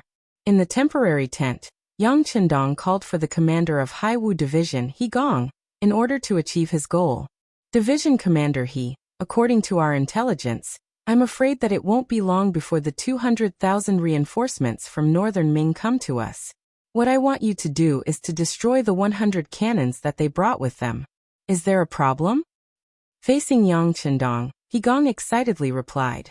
Sixth young master, in order to achieve our goal, can we use all the weapons we have? Yes, but there's a condition. It's best if you don't injure anyone. Yang Chendongqing nodded. He knew that it was impossible to hit those cannons in the army without killing a person, but he was also a Han person. If he could kill one less, he would kill one less. Understood, I promised to complete the mission. Knowing that they could use advanced weapons to launch destructive attacks, He Gong was full of confidence. Haiwu Division also had some rocket launchers, which would become the best weapons to destroy the enemy's cannons. When the news of Sambuchuan being surrounded arrived, Baiming's commander-in-chief, Marquis Wuxia Shi Hung, had already arrived at Xuanfu City with 200,000 reinforcements. Before leaving Xuanfu, he also sent someone to the capital to inform them that he wanted to fight the 5-star army. According to Shi Hung, the 5-star army had just fought with the Walla army and the Ili army. Although they had won, it was a Pyrrhic victory. At the moment, they only had 50,000 people left in the Shajing region. Once he arrived, he would join forces with the Xuanfu division and have nearly 400,000 soldiers. At that time, even if each of them spit, they would be able to drown the 5-star army. The moment Shi Hung led the army out of Xuanfu City, the informants of the city's Bureau of Security sent a telegram. Wang Shan held the telegram and appeared in front of Yang Chendong. Sixth young master, urgent telegram from the front. After reading the telegram, Yang Chendong's expression didn't change. He nodded and said, "Send a telegram to the person in charge of the security bureau of the capital. Tell him to contact our informants immediately and have them put pressure on Daizong." After arranging for Wang Shan to send the message, Yang Qindong ordered Beta Persei to call Taihu, the captain of the Wolfang Special Forces, and gave him a secret and important task. Sambulachuan City became quiet again. While both sides were waiting for something to happen, they looked to each other peacefully. Inside the city, Shi Wanshan and the others were naturally preparing for war. The five-star army outside the city began to reinforce the two cities, Jingzhou City and Shajing City. At the same time, they sent a telegram to Yang Si, the logistics division commander in Shiqing City, to prepare to immigrate 50,000 people to the two cities. At the same time, they also prepared enough military supplies to transport to the two cities. Yang Qindong's attitude showed that he had already treated Shajing City and Jingzhou City as his own vegetable garden. He didn't take the hundreds of thousands of Baiming army in front of him seriously. It was as if victory was in his hands. Compared to the five-star army, Shi Heng's reinforcements also progressed very quickly. In just 3 days they left Terra City and set foot on the fertile and desolate grassland. Not long after the 200,000 reinforcements left Talu City, news came from the vanguard that Shi Wanshan had sent people to receive them. At the same time, they also brought an important piece of news. It was news that the beginning city was very empty. Shi Heng, who was anxious to make a great contribution, didn't want to see these people at first. In his opinion, he was a dignified governor and Marquis Wuxia, who was personally conferred by the Baiming emperor. If he did everything by himself, wouldn't it be too degrading? But when he heard the news about Shiqing City, he finally couldn't hold back the curiosity and excitement in his heart. He ordered the vanguard general to immediately bring the people to him. Half a day later, the people sent by Shi Wanshan came to Shi Heng's tent. In front of the big tent, a total of more than 10 people came to the rescue team. Only the captain was allowed to enter the big tent, and he had to be searched. The others could only guard outside the tent.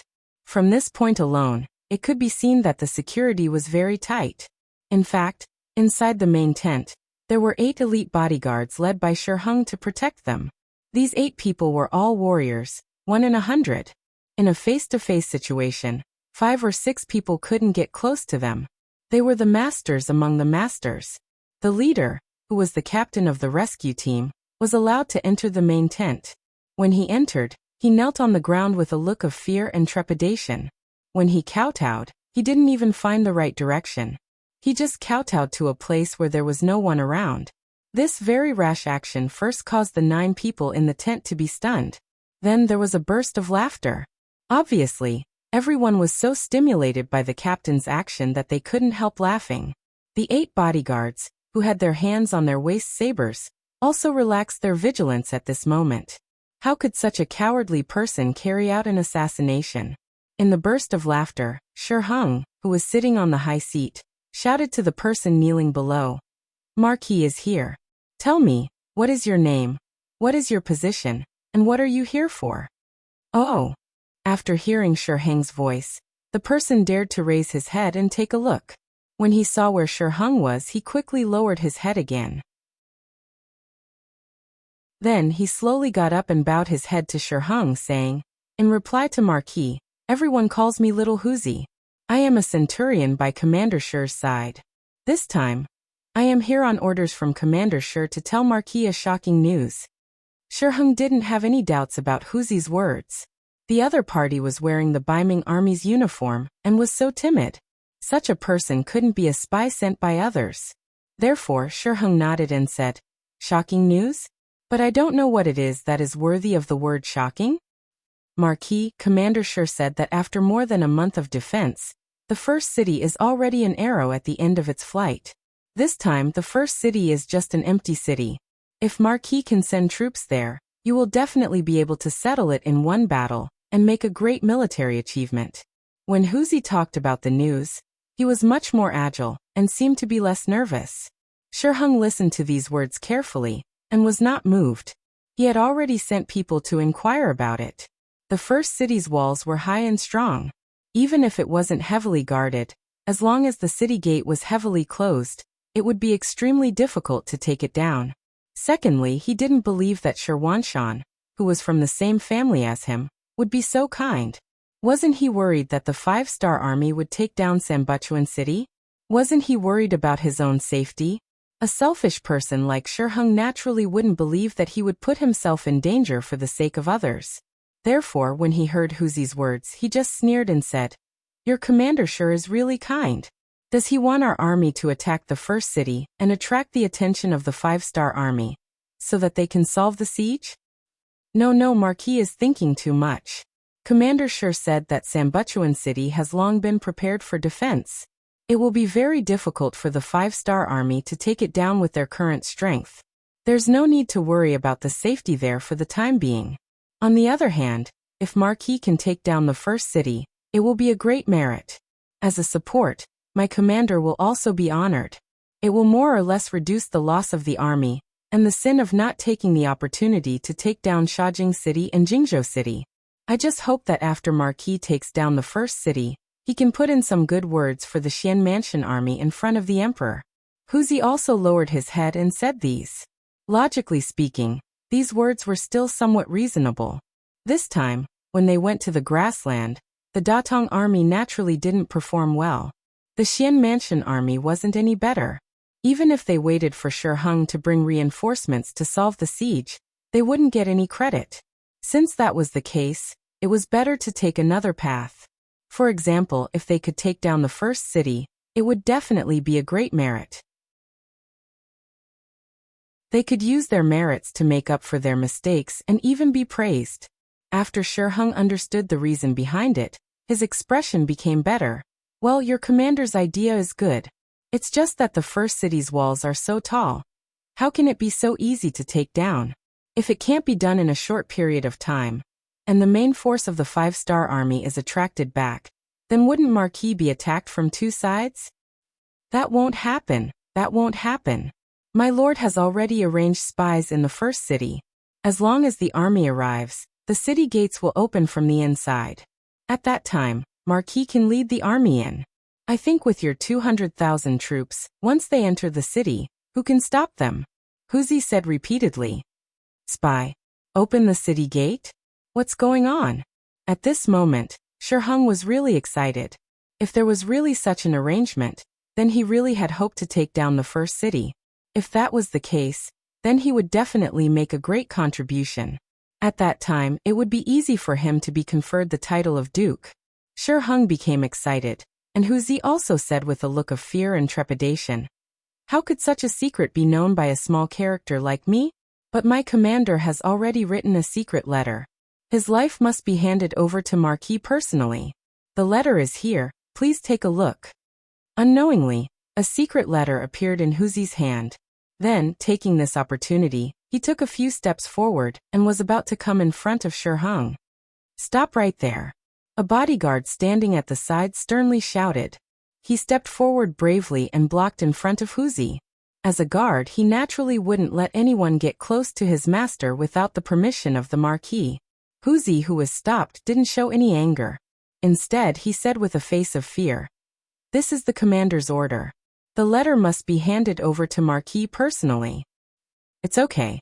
There's no difference between handing it to the guard and handing it to Marquis," Shiheng said indifferently. Then, the guard glared at Huzi angrily. Then he grabbed the secret letter in Huzi's hand, turned around and bent down to pass the secret letter to Shiheng, who was close at hand. Chapter 995. It was also at this time that the bodyguard turned around and bent over when he felt the weight on his waist lighten. The saber that he carried with him had disappeared. Before he could react, his waist was tightened again. Under the great force, he fell to the ground. Then, a figure replaced Shiheng's position. An iron saber was placed on Shiheng's neck. Of course, all this was done by Tiger. The so-called Tiger was the captain of the Langya Special Forces, Tai Hu. This time, he was carrying out the beheading operation arranged by Yang Qindong. The difference was that he didn't mean to kill Shiheng. As long as Shiheng was willing to cooperate, everything would be fine. Otherwise, he would have to start a massacre. The iron sword was placed on Shiheng's neck. Taihu's voice and behavior were completely different from before. He said calmly, "If you don't want to die, don't shout or move. Otherwise, this sword will not recognize you." As he spoke, Taihu purposely increased his strength. Immediately, the iron sword went into Shiheng's neck, causing blood to flow out. Shiheng was also a general on the battlefield, so he had some skills. Just as he was about to resist, he felt a killing intent wrap around his entire body. He finally knew that this person called Huzi wasn't just talking nonsense. He really had the intention to kill him. Most importantly, he felt that his every move was being watched by this person.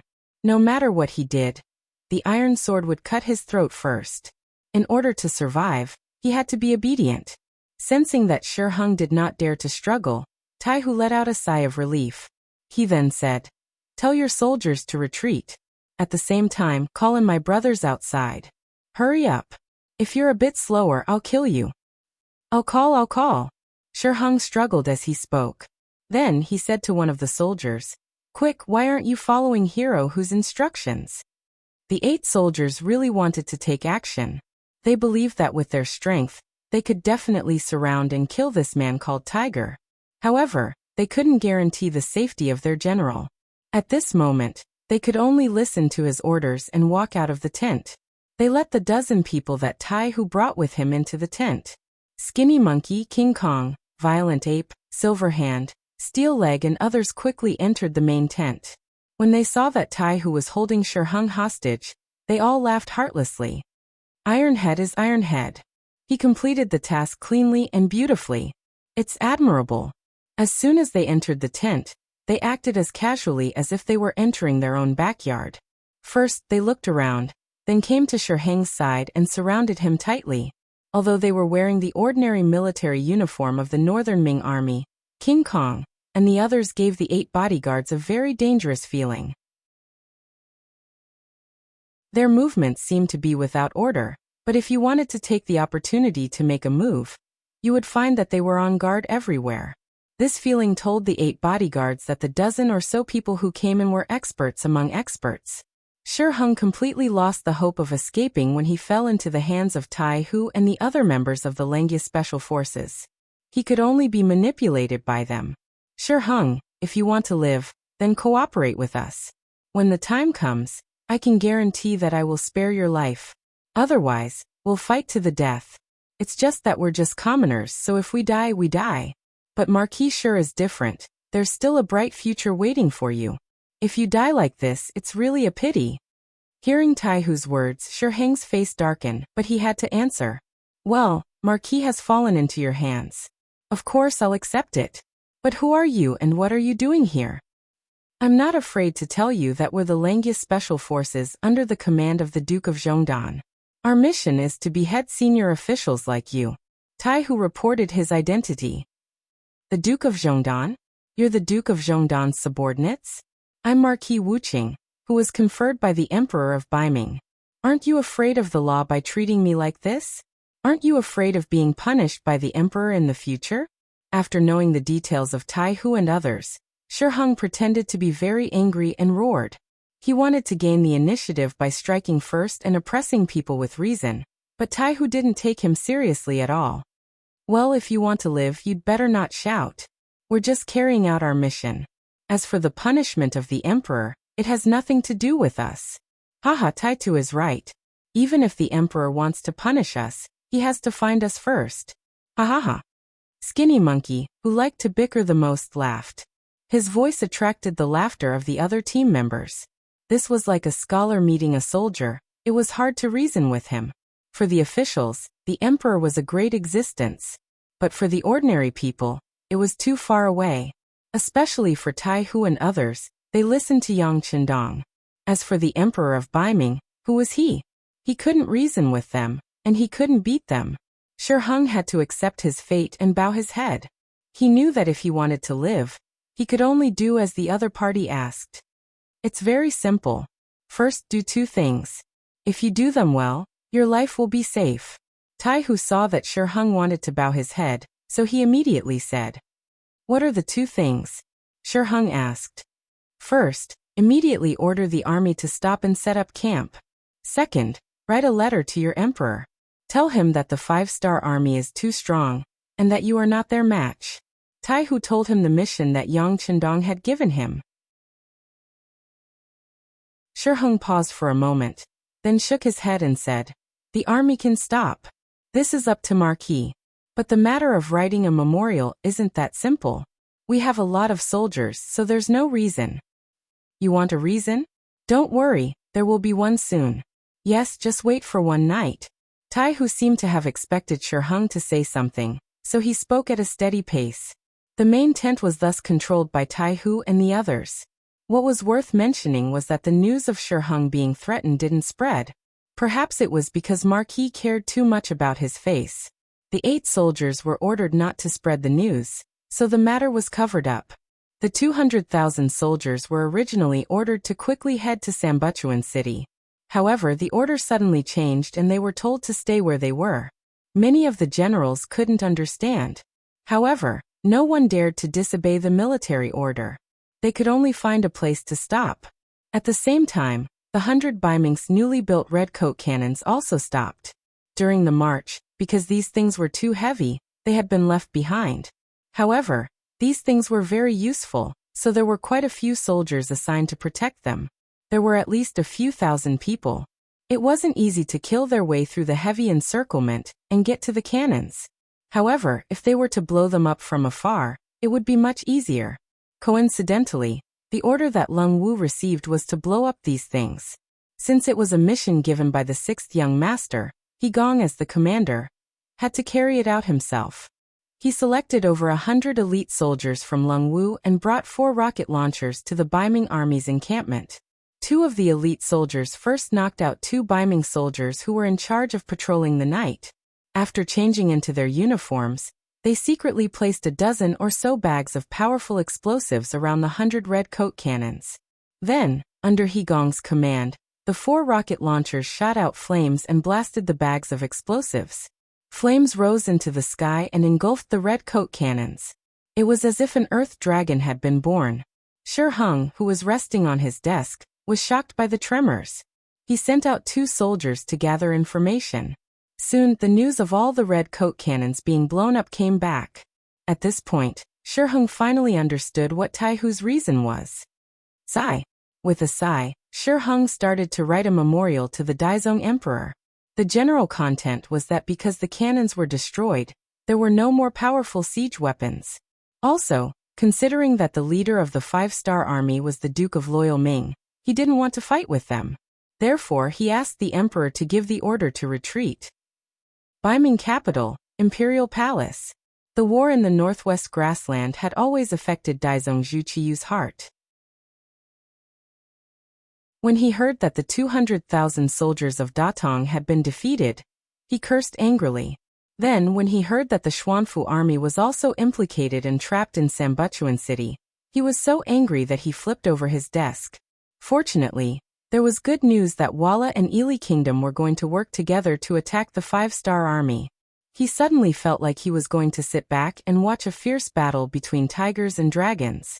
The news from the front lines was that the Walla alliance had 300,000 soldiers, and they were only going to deal with the 40,000 5-star army. At that time, Zhu Qiyu became worried. On the one hand, he hoped that the Walla alliance would succeed and eliminate Yang Chendong, eliminating his greatest threat. On the other hand, he didn't want the war to end too early. This was because once the Walla alliance became stronger, they would be a big threat to Baiming. Just like that, more than a month passed. News came from the front lines again. It was actually the 5-star army that won. Ili Kingdom was the first to return to their country, and then the Walla army was defeated. When this news came out, Zhu Qiyu sighed that Yang Chendong wasn't simple. At the same time, he also saw hope. That was to destroy the 5-star army while they were weakened.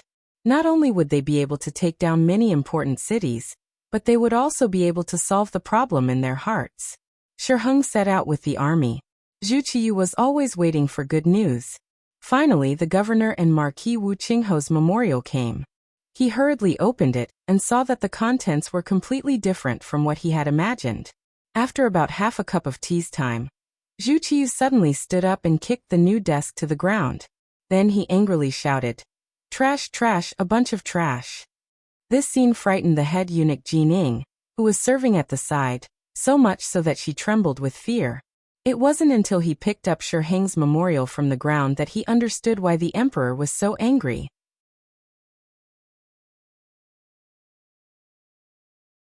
Chapter 996. Shi Heng had blasted the troops before they had even set off. Then he requested to negotiate with the 5-star army. He also said that if they had to fight with the 5-star army now, even if they won, it would be a Pyrrhic victory. If the Walla army took the opportunity to attack, they would not be able to fight back. At that time, Baiming would be in danger. Nearly 400,000 soldiers. They are only dealing with a few tens of thousands of exhausted 5-star army. Yet they are still so timid. What do you think they are for?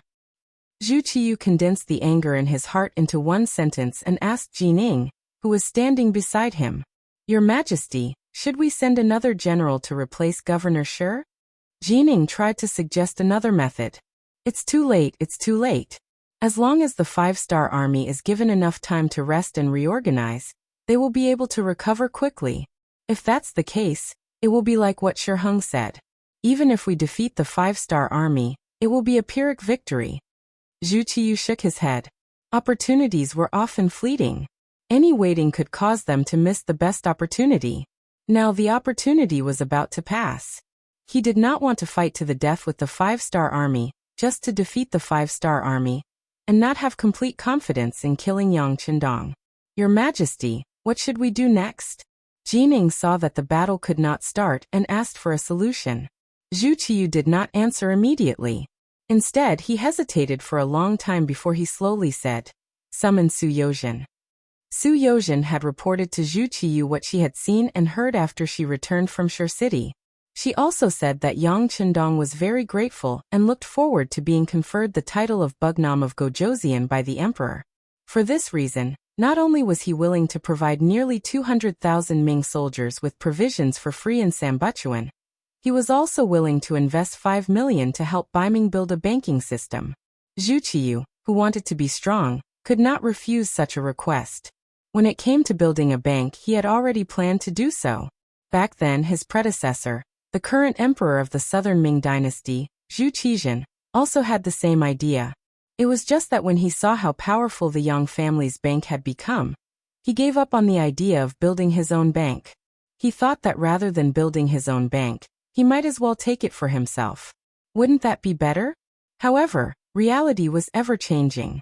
Not long after, the Tumu rebellion occurred, and Zhu Qizhen was forced to go to the south to proclaim himself emperor. After Zhu Qiyu ascended to the throne, he thought more about gathering people's support and building a new army. As for the matter of establishing a bank, he pushed it back again and again because he was short on money. Now Yang Qindong was willing to invest 5 million taels of silver to help him build a bank. How could he refuse such a good thing? At that time, Zhu Qiyu had wanted to agree, but she hesitated because of the changes in the war on the grassland. He still wanted to see what would happen. If Yang Qindong was eliminated, then this promise would naturally be useless. Now when the overall situation was settled and the winner was the 5-star army, Zhu Qiyu had to reconsider the cooperation with Yang Qindong. It was still the same sentence. The highest level of politics was not fighting and killing, but how to achieve one's wish in mutual compromise. Although they had cooperated with the Walla coalition before, although they did not directly send troops, they had indirectly become the enemy of the 5-star army. But now, for the sake of common interests, everyone had to sit down and talk again. Su Yozhen was urgently summoned to the palace. The moment the eunuch went to deliver the decree, she knew what would happen next. Compared with the intelligence network of Baiming, the Yangxie Security Bureau was more efficient.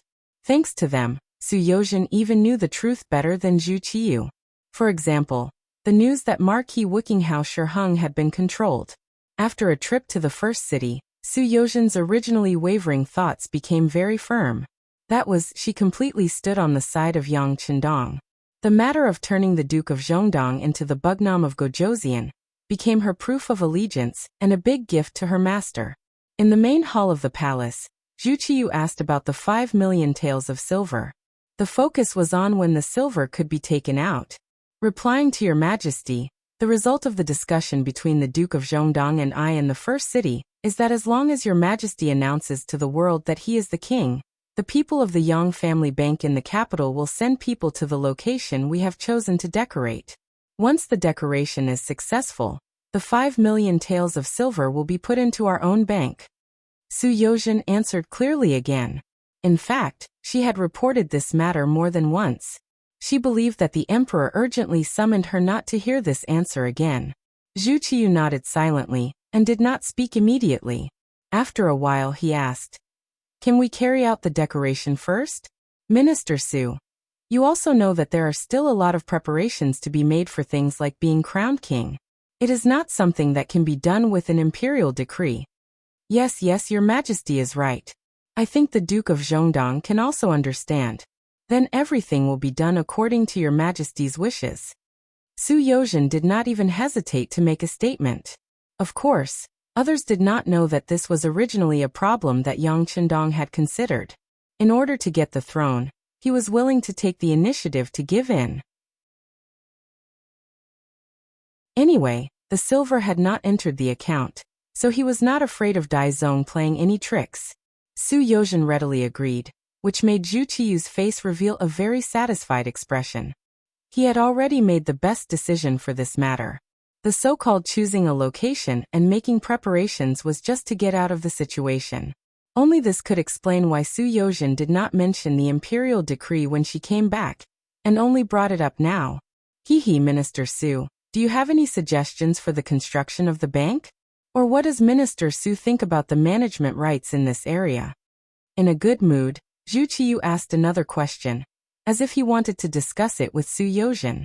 Su Yozhen, who was asked, showed a very surprised expression at this moment and said, "Your Majesty, you must not." Su Yozhen's big reaction was greatly out of Zhu Qiyu's expectations.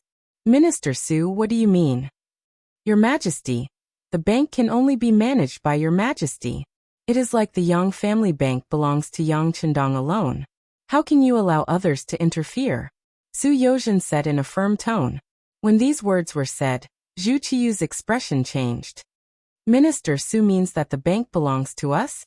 Of course it does. After all, this is a matter of wealth and is something that everyone wants. Even if it is in the hands of others, they will not feel at ease. It is only proper for it to be managed by Your Majesty alone." Once again, she said in an incomparably firm tone. This also gave Zhu Qiyu incomparable confidence. Originally, he thought that it would be like the Ministry of Revenue managing the finances, and should be handed over to someone else to manage it. Now that he heard Su Yozhen's words, it was as if he was enlightened and had a new idea in his mind. But then another question came.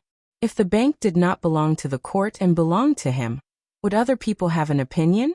Would they not deposit money in the bank because of this? If that was the case, the bank would exist in name only. Wouldn't it be a big joke? Although he was tempted by Su Yozhen's words, after thinking about it, Zhu Qiyu could not help but say, "Minister Su's words are reasonable, but if it is like this, I'm afraid it will be too difficult to operate." Su Yozhen pretended to be serious and obedient, but at the same time, she could see the desire in Zhu Qiyu's eyes. She sneered in her heart and pretended to be distressed as she said, "Your Majesty, you are too considerate of your subject." No one disliked being flattered, and Zhu Qiyu was no exception.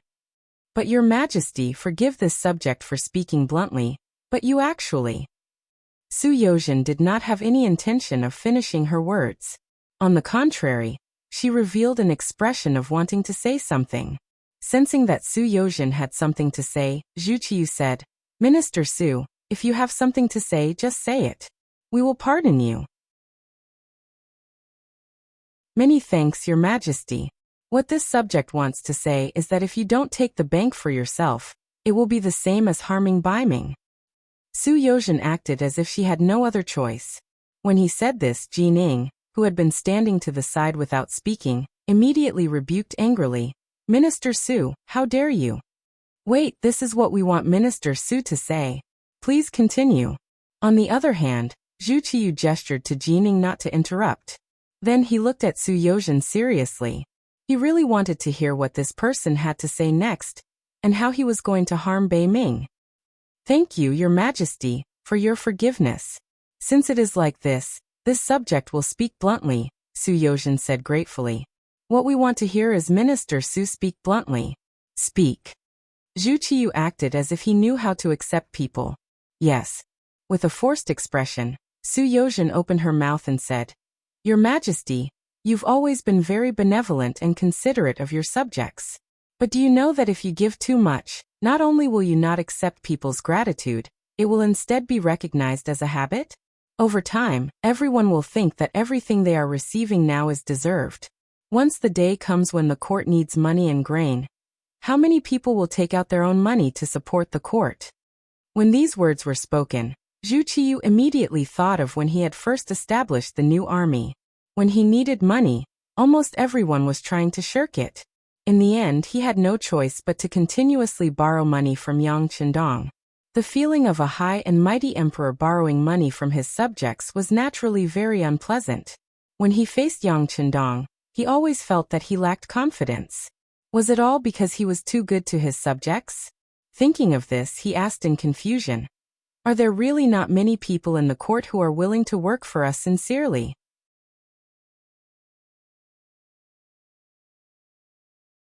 Chapter 997.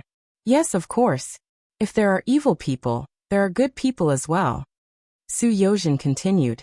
At the same time, there are those who take everything for granted and those who know how to be grateful. For example, those who believe that everything they have is given to them by Your Majesty, so they will be grateful. For example, the officials who have been promoted by Your Majesty, as well as Jin Gonggong and the others who have the fortune to serve by Your Majesty's side every day. We all know that everything we have was given to us by Your Majesty. To say something disrespectful, if there comes a day when Your Majesty is no longer here, everything we have will also be gone. For this reason, we are willing to give everything to you. No matter what decision you make, we will support you unconditionally and do as you say. Because in a sense, when we help the emperor, we are thinking about our own future. When these words were said, the first to react was Jining, who was standing beside Zhu Qiyu. As eunuchs, because of their own limitations, they could only rely on and had to rely on the emperor. As long as they received the emperor's approval, their future paths would be smooth and their work would be smooth. For example, they were a group of parasites that lived on the main body. If they wanted to live comfortably, they needed the main body to be strong enough. It was precisely because she understood these principles that when Su Yozhen said these words, Jining felt the same way and revealed a grateful expression. This was equivalent to Su Yozhen reminding the emperor that he was a trustworthy person. Of course, he had to make friends with a minister who was willing to speak up for him. Zhu Qiyu did not feel the same way as Jining, but she also knew that there was some truth in these words. Just as it was often said in the history books, a new emperor had a new court of officials. Many times, the relationship between the officials and the emperor was a cooperative one. Of course, there were those who cooperated and those who did not. For example, some people were good at creating their own net. No matter what happened above them, they would stand firm and not fall. This kind of person was the scariest and most hateful because they would not truly give their heart to any master. While Zhu Qiyu was still considering the deeper meaning of these words, Jining knew that it was time for her to make her first cut. She knelt down and said, Emperor, Minister Su's words are from the bottom of his heart. There are indeed many people in the court with weak wills. Those people cannot be trusted. Jinning's words completely dispelled the misgivings in Zhu Qiyu's heart. He had thought through everything. When he looked at Su Yozhen, his face was full of emotion. Official Su is indeed my right-hand man. What you said hit the nail on the head. I don't dare, I don't dare. Su Yozhen repeatedly declined. Then in Minister Su's opinion, this bank must be in our hands? If that's the case, is there anyone who has money in it? Zhu Qiyu asked the biggest question in his heart, which was also the thing he was most worried about. It wasn't just Zhu Qiyu. Jining, who was kneeling on the ground, also raised her head to look at Su Yozhen. In his opinion, There were a lot of stubborn people in the imperial court, and there were also a lot of people who only thought about themselves. If the bank was privately owned by the emperor, they would definitely think of ways to cause trouble. Not only would they not deposit money, but they would also probably tell others not to deposit money. If that was the case, wouldn't there be no meaning in having a bank without money?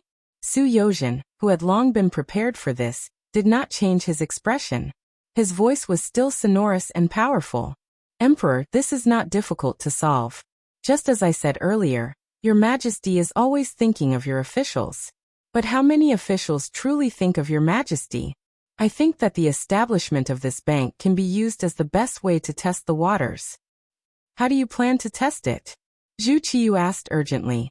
Your Majesty, in this official's humble opinion, in the future, the officials can go to the bank to claim their salaries.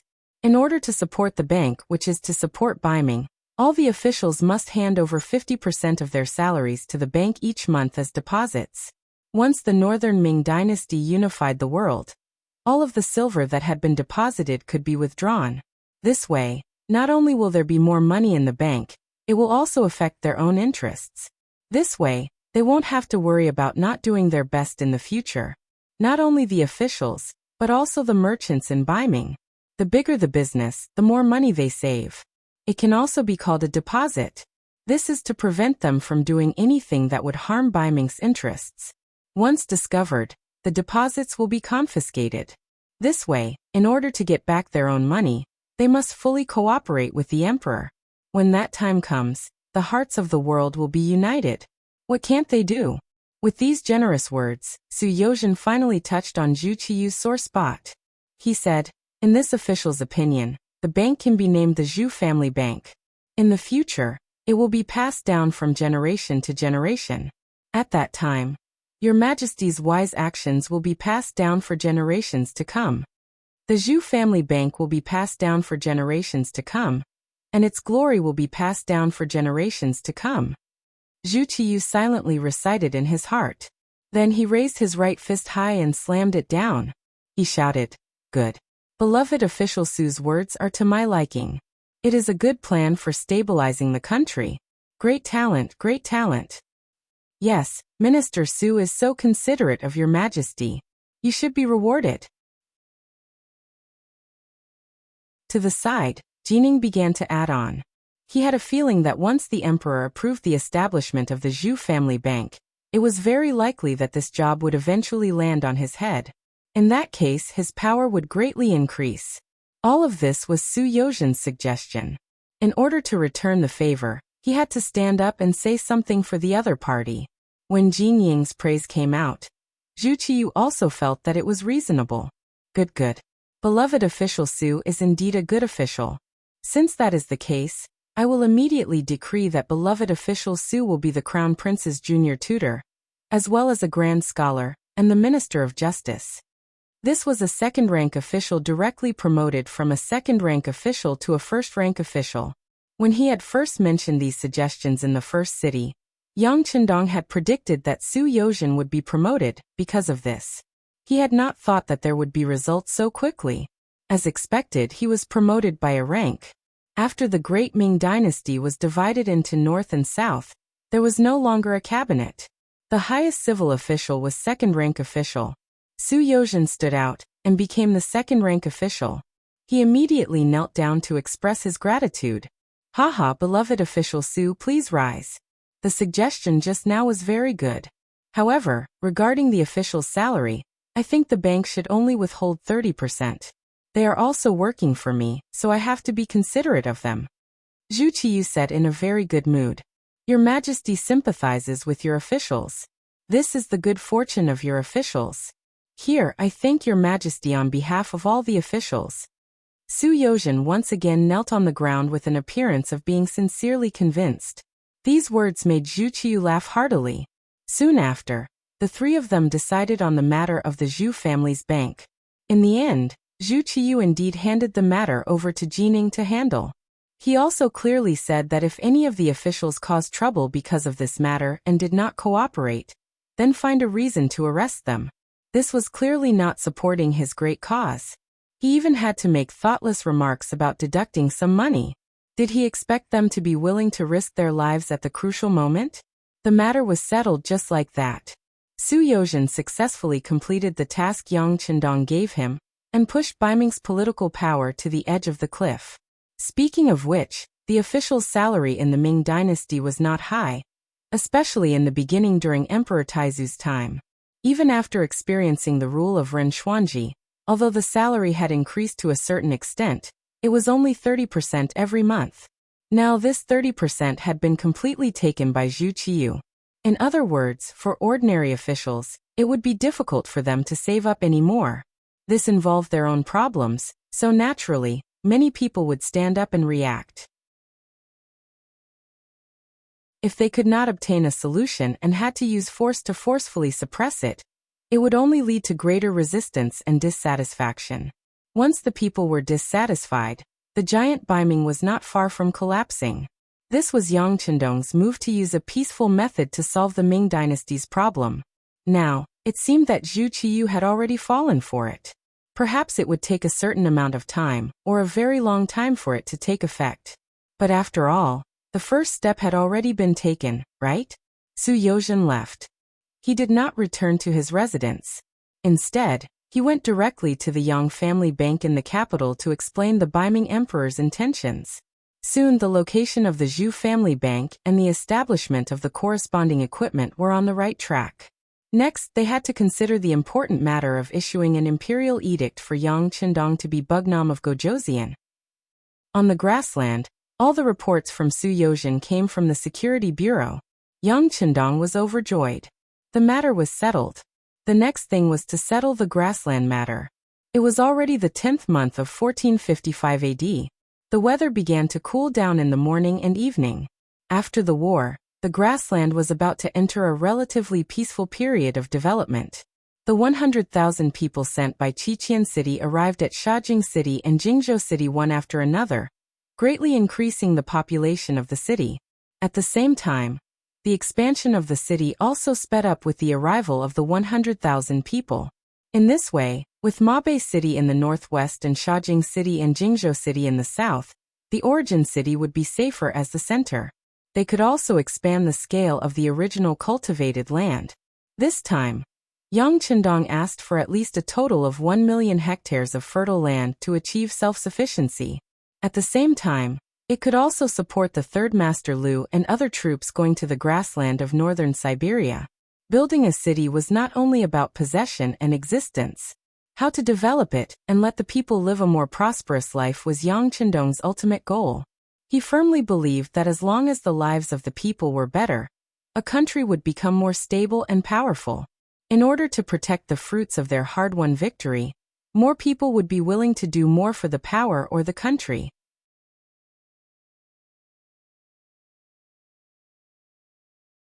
Chapter 998. Solving the problem of food, clothing, and housing was something that needed to be solved urgently, and had to be solved. For these, Yang Qindong personally put forward various proposals and experiences. With the full support of the first city, the two cities of Shajing and Jingzhou were constantly changing. It was far from enough for a city to merely have high walls. It also required the existence of a powerful army. Only then would it be able to form an effective deterrent force, and only then would it be able to avoid being invaded and targeted by others. After Yang Qindong thought about it, he handed over the matter of guarding the two cities to the new Second Army. In the battle with Walla, the new Second Army performed well. Although it was not as strong as the new First Army, it was at least much stronger than the Mabe Division and the Mabe Tribal Alliance that had lost their defensive line. Therefore, Yang Qindong was relieved to hand over the security of the south side of the first city to the new Second Army. The army surrounding Sambulachuan City had not yet withdrawn, but the corresponding commanding officers had already arrived at Shajing City, and held a meeting in the newly built Yang Mansion here. At the meeting, Yang Qindong personally awarded the Major General Gold Star to the commander of the new Second Army, Tian Hu, the commander of the 1st Cavalry Division, which attracted everyone's congratulations and applause. Listening to the congratulatory applause and looking at the field officers who attended the meeting, Yang Qindong reached out his hand to signal everyone to be quiet. Then he encouraged, comforted, and at the same time said in a cheering tone, Today, Shibi and Tian who were promoted to Major General, but there will be more generals in the future. In the future, we will form a new army, the new Fourth Army, or even more. As long as you have the strength and ability, then don't be afraid of not having a chance to show off. In the first city defense battle, Yang Chendong saw his own shortcomings. That was, when facing a strong enemy, the soldiers in his hands were still too few. It could be said that his foundation was too weak. It had only been a few years, and he pursued the path of elite soldiers.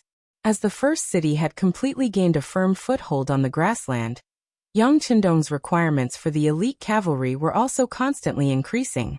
From a small number of elite cavalry to a large number of elite cavalry. After the meeting, Yang Chendong stayed behind and talked about the situation on the grassland. The Baiming army won't be able to surround us for too long. Young master, I might have to leave this place for a while. Do you know what to do?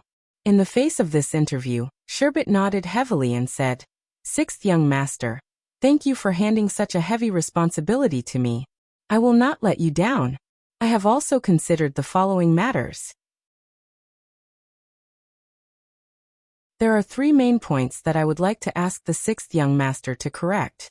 Tell me about it." Seeing that he was prepared, Yang Chendong nodded with satisfaction. The reason why he promoted this person's position so quickly was that he had a good view of the overall situation. Now it seemed that he did not disappoint him along the way. Sherbet began to express his opinions. The first point was to stabilize Shaojing City and Jingzhou City, and build them here at the same time. Not only would they become the southern barrier of the first city, but they would also become the new base of the 5-star army. Once they attacked from the south, it would become the most solid defense. The second point was how to have a good relationship with the Baiming army. It was neither too far nor too close. They would not make a move, but they would also make the other party afraid. The third point was to develop commerce and handicraft industry. Sherbet mentioned that he had seen some weaving factories built in the first city. He thought that it was possible to move some of them to Shaojing City and continue to develop. At the same time, he could also use the natural advantages here to raise a large number of horses and sheep. In short, he wanted to be self-sufficient as soon as possible. Very good. After listening to Sherbet's speech, Yang Chendong gave him a lot of encouragement, and then said, "This time I will move the people of the 2 cities to the first city and Mabe City. At that time, the total of 100,000 people in the 2 cities will be completely trustworthy. They will be very obedient. This will be more conducive for you to carry out your plan. I hope that the next time I come, I can see a different appearance of the 2 cities. Is there any problem?" "I promise to complete the task." Sherbet took the initiative to stand up and answer. "Very good. Then you can do things according to the plan in your heart. If you need anything, your old superior, the new army commander Tiger's Mane, the logistics division commander Yang Si, and the lord of the first city, Yu Mian, will do their best to support you." Yang Chendong patted Sherbet's shoulder and gave him high hopes. After Sherbet left, Tiger's Mane walked into the main tent and sat opposite Yang Chendong. In the face of this page boy who had followed him for many years, Yang Chendong had always given him a lot of trust. Many important things would be handed over to this person to do. This time was no exception. He handed over the preparation of the new army to him. Tiger's Mane, when choosing an army, you have to choose a general first. It is very important to choose the commander of the new army. Without any pleasantries, Yang Chendong went straight to the point. "Young master, what do you think of Suhi?" Tiger's Mane also came prepared. He knew that the reason why the first city defense battle was fought this time, including the young master sending the Wolf Fong special forces to hold Shiheng, was all because of the lack of military strength. He was also prepared to support the expansion of the army. Now that he was asked, he named the Tatar division commander Suhi. Tiger's Mane's answer made Yang Chendong very happy. In terms of the combat power of the new army, the Tatar division played a very important role. As the commander, Tiger's Mane could not be unaware of this. However, he still resolutely pushed the main general out. From this point alone, he already had a view of the overall situation and was mature. Good, Tiger's Mane, you have finally grown up. Young master can also rest assured. That's it. So he will be the temporary commander of the new army. You can tell him that when the new army is completed and has enough combat power, I will personally confer the rank of Major General to him. Well, after this battle, the new Second Army and the new First Army also suffered a lot of losses. We can consider replenishing them. As for the new army, after the Tatar division is gone, they can join other divisions. In short, their combat power cannot be weakened. Young master, I will see all of this when I come to the grassland next time. Young master, please rest assured. Tiger's Mane's gaze was firm, and his voice was strong as he replied. In the battle with the Walla, the 5-star army suffered a lot of losses, especially the cavalry charge under the heavy rain, which increased the difficulty of the charge. When the whole body was wet, every swing of the sword had to use more strength than usual, which increased the difficulty of the battle. Naturally, the losses in this battle were greater than usual. Fortunately, there were many captives. In the future, after these people were reformed and joined the 5-star army, they would be a strong force. During this period of time, Yang Chendong continuously met with his officers to encourage them. He gave them high positions, but at the same time, he also gave them a lot of pressure. In short, the cavalry had to continue to develop, and he wanted to see these officers perform well. He hoped that in the future, they could become real generals like Shi Bei and Tian Hu. Time passed day by day. The side besieging the city did not move, and the side being besieged also did not move. Everyone seemed to be waiting for something. Half a month later, there was finally news. The acting emperor of Baiming, Zhu Qiyu, announced to the world that in view of Yang Chendong's loyalty and bravery, and this time, together with the Baiming army, he had chased away the allied cavalry of the Walla and Ili. His contributions were great, and he was bestowed with the title of Bugnam of Gojoseon, and his name was announced to the world. When the imperial edict came out, the entire imperial court of Baiming had all kinds of opinions. Some old officials who had retired for many years came out like bamboo shoots after the rain. Some directly wrote a letter, and some joined together to request to see the emperor. In short, there was only one sentence. The Duke of Loyal and Courageous had a heretical heart, and he could not be bestowed with the title of king at will. Not only that, some of the princes of the various regions of the Zhu clan also wrote memorials. The general idea was that the emperor had to be careful when bestowing the title of king with a different surname. They had to prevent the emperor from being deceived by petty people. The Duke of Loyal and Courageous territory was already very large. If he was given a proper title, how would he be restrained in the future? The memorials in front of Zhu Qiyu quickly piled up like a mountain. The reaction from below was giving him a headache. To the side, Jining saw that the emperor was distressed and suggested that they invite Su Yozhen, the scholar Su, to come and see if he had any countermeasures. Ever since Su Yozhen had said that the establishment of the bank would belong to the emperor alone, and Jining had been given this cushy job, the two of them had quickly warmed up. Now that there was an opportunity, he naturally had to lead the way for his good friend. Su Yozhen, who was now the crown prince's junior tutor and scholar, and a first-rank official of the court, quickly arrived at the imperial palace. After saluting, Su Yozhen was asked how to deal with the current situation. Su Yozhen asked with a confident look, "Your Majesty, this subject dares to ask, in these memorials, in addition to objecting to Duke Zhongdan's coronation, are there also memorials to impeach this subject?" Beloved official, there is no need to pay attention to this. Zhen knows what to do. In order to comfort Su Yozhen, Zhu Qiyu purposely put on an expression of complete trust in him, and that there was no need for him to worry. This proved that there was. Su Yozhen understood and immediately said, "Your Majesty, this subject believes that this is a very normal matter. At the end of the day, the root cause of these actions is only one word: jealousy." Jealousy. Zhu Qiyu didn't quite understand. Yes, jealousy. They are jealous that this subject has become the crown prince's junior tutor and scholar, so they are impeaching this subject. At the same time, they are jealous that the Duke of Loyal and Courageous being bestowed the title of king, so they are also impeaching him. Speaking of which, it is just the thoughts of petty people. It is not worth paying attention to. You are the emperor. You are the favored son of the heavens. When something happens, your words carry enormous weight. Why do you need to act according to other people's wishes? In the end, this country is still yours. It is up to the emperor to decide who to promote and who to use. Speaking of which, the country needs money. Why don't we see them jumping out to give their opinions? This kind of person who only knows how to be jealous of others is useless at crucial times. They only know how to argue and use their pen. It is not worth your majesty paying attention to their opinions.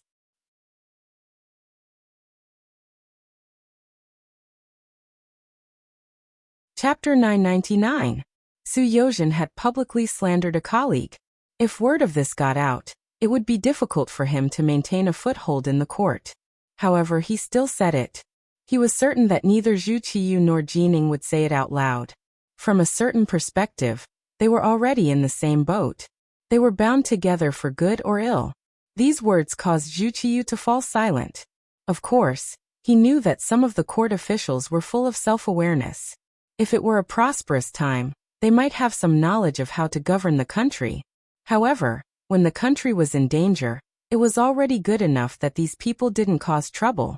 These people didn't deserve his attention. However, there were so many memorials here. He couldn't just ignore them. Now he didn't even dare to go to court. As soon as he went to court, he would be met with the objections of his subordinates. It was a headache. Zhu Qiyu didn't say anything. Su Yozhen's eyes turned and he said again, "Your Majesty, there is a better way to divert everyone's attention.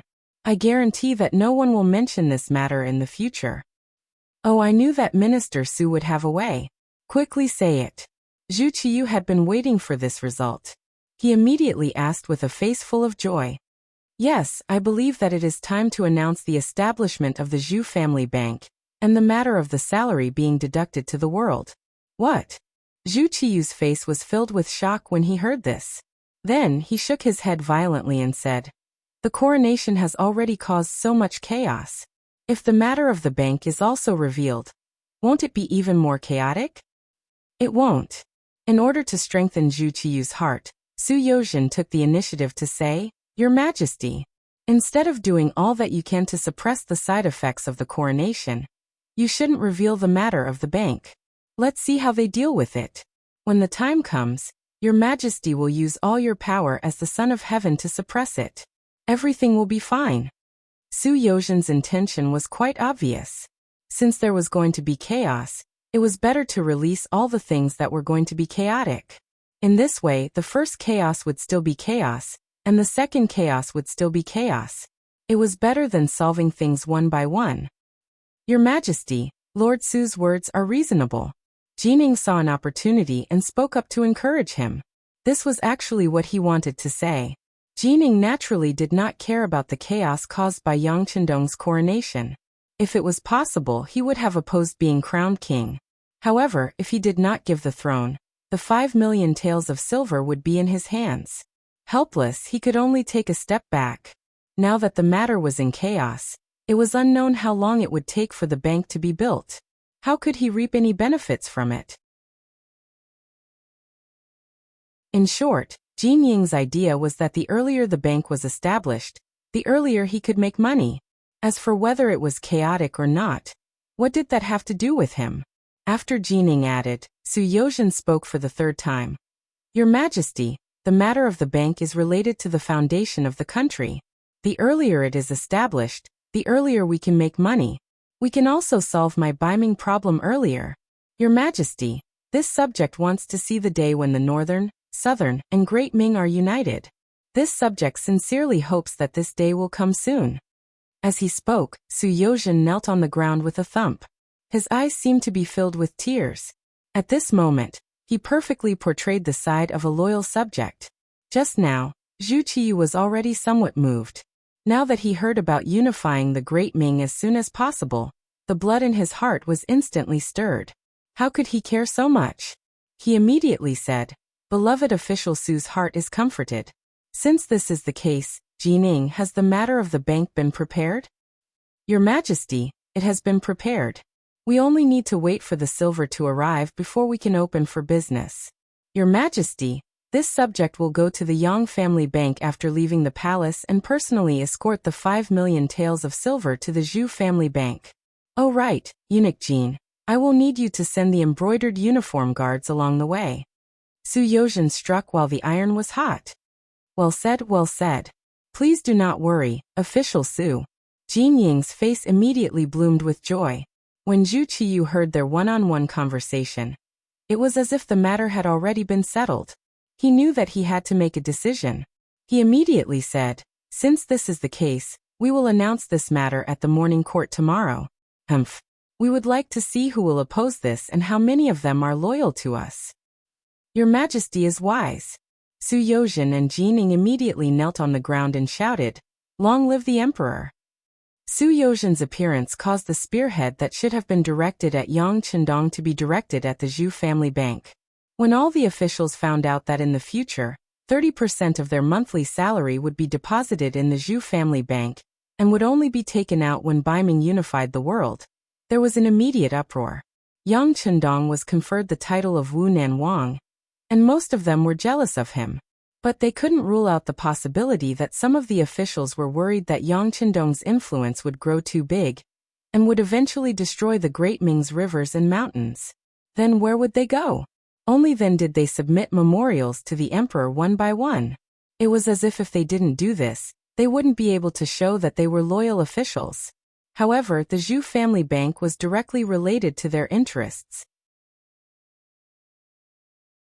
This time, there was no need for others to remind them, who knew how many people took the initiative to submit memorials to the emperor, directly pointing out the various undesirable aspects of the Zhu family bank. Moreover, the establishment of the Zhu family bank also involved merchant groups. In the future, when doing business, they would need to place a deposit. Moreover, the larger the business, the higher the deposit would be. This poked at these people's sore spot. They quickly took action. It was said that officials and merchants were inseparable. It was the same regardless of era. Under the instigation of these merchants, even more officials stood up and bitterly pointed out the various faults of the Zhu family bank. Baiming's court thus became a pot of porridge. It was likely that it would take several months for the situation to settle down. In contrast, the situation in the grasslands became much more harmonious. When the imperial edict of the Duke of Loyalty being promoted to Bugnam of Gojoseon arrived, Tai Hu and the others left Shihang's main tent with smiles on their faces. Marquis, do you want us to chase after them and take them down? Shihang was finally safe. The personal guards beside him also jumped out to show their loyalty. Take what? They've already left. Besides, their master is now Bugnam of Gojoseon. How could it be so easy to provoke him? Shihang shook his head. Then he thought of something important and said, Quick, send someone to Sambuchuan to take a look. See if the 5-star army has already retreated. The scouts were sent out, and the news quickly came back. As expected, the 5-star army had already retreated. The Xuanfu soldiers were no longer trapped, and were already safe. Upon hearing this news, Shihang immediately wrote a memorial. The general idea was that through his unremitting efforts, the danger of Sambuchuan had been resolved. He was already prepared to bring the army back to the capital. This trip to Shihang could be said to be full of twists and turns. First, he waited for news near Jiyong Pass. Then he was threatened the moment he left Tulu. From start to finish, he didn't even see the shadow of a single friendly army, but the mission could be considered completed. Of the 200,000 soldiers, only 100 redcoat cannons had been damaged and blown up. There were almost no casualties. They could be considered to have returned without a hitch. In Shajing City, the news that Yang Chendong had been conferred the title of Bugnam of Gojoseon had spread, eliciting a burst of cheers from the soldiers and common people. Other than a few people in the know, the majority of the people didn't know how this trick had happened. How had their 6th young master become a prince of a different surname, personally conferred by the emperor of the Great Ming dynasty? Although they couldn't figure it out, this was still a good thing, worthy of everyone's celebration. In Shajing City, after sending away group after group of subordinates who had come to congratulate him, Yang Chendong knew that it was time to leave the grassland. This trip had been more than a year, and his daughter Lele probably didn't remember him. In addition, the winter in the grassland was very cold. In contrast, the weather in Qiqian City was warm and pleasant. After leaving Shajing City and leaving everything here to the commander of the new Second Army, Yang Qindong brought Tiger's Mane and the others back to the first city, where he picked up the 6th Madame Luan Xiaoyu. Then he left the first city with Beta Persei and 1,000 Longwei and the main force of the 5th Sea Division, and went straight to the Korean province from the Liaodu area. In December 1455, Yang Qindong and his party returned to Qiqian City by ship. Qiqian City Palace. Yang Qindong, who had returned, was covered in dust. He rode the white dragon and went straight to the inner palace. Along the way, everyone he saw knelt on the ground and said, "Long live the king." He acted as if he didn't see all this. His heart was only thinking about his daughter Lele.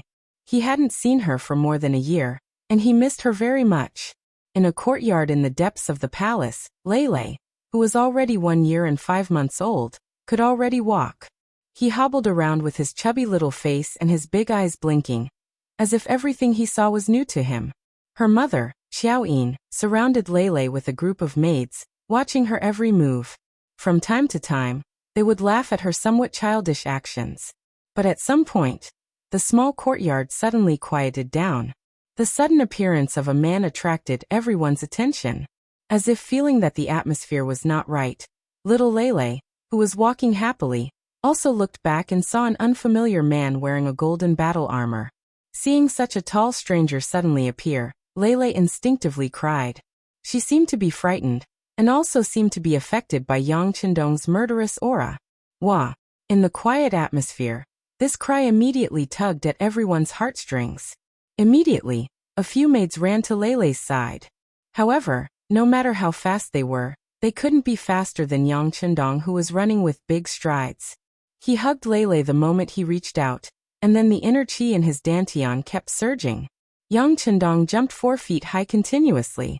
This height made Lele feel like she was riding on clouds. Her eyes that were originally filled with tears suddenly stopped moving. She first held her breath and concentrated, as if she was very afraid. But soon, she got used to the rhythm. She actually followed the baring her fangs and brandishing her claws, shouting, "Hi, hi, hi."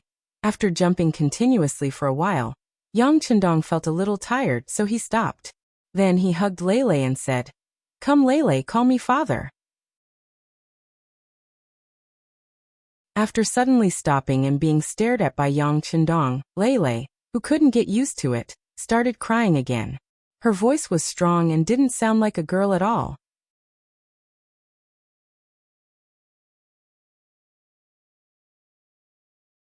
Chapter 1000. Xiaoyin finally walked over from afar. She looked at Yang Qindong with a gentle gaze, but when she saw Lele crying, she couldn't help but take the child into her arms.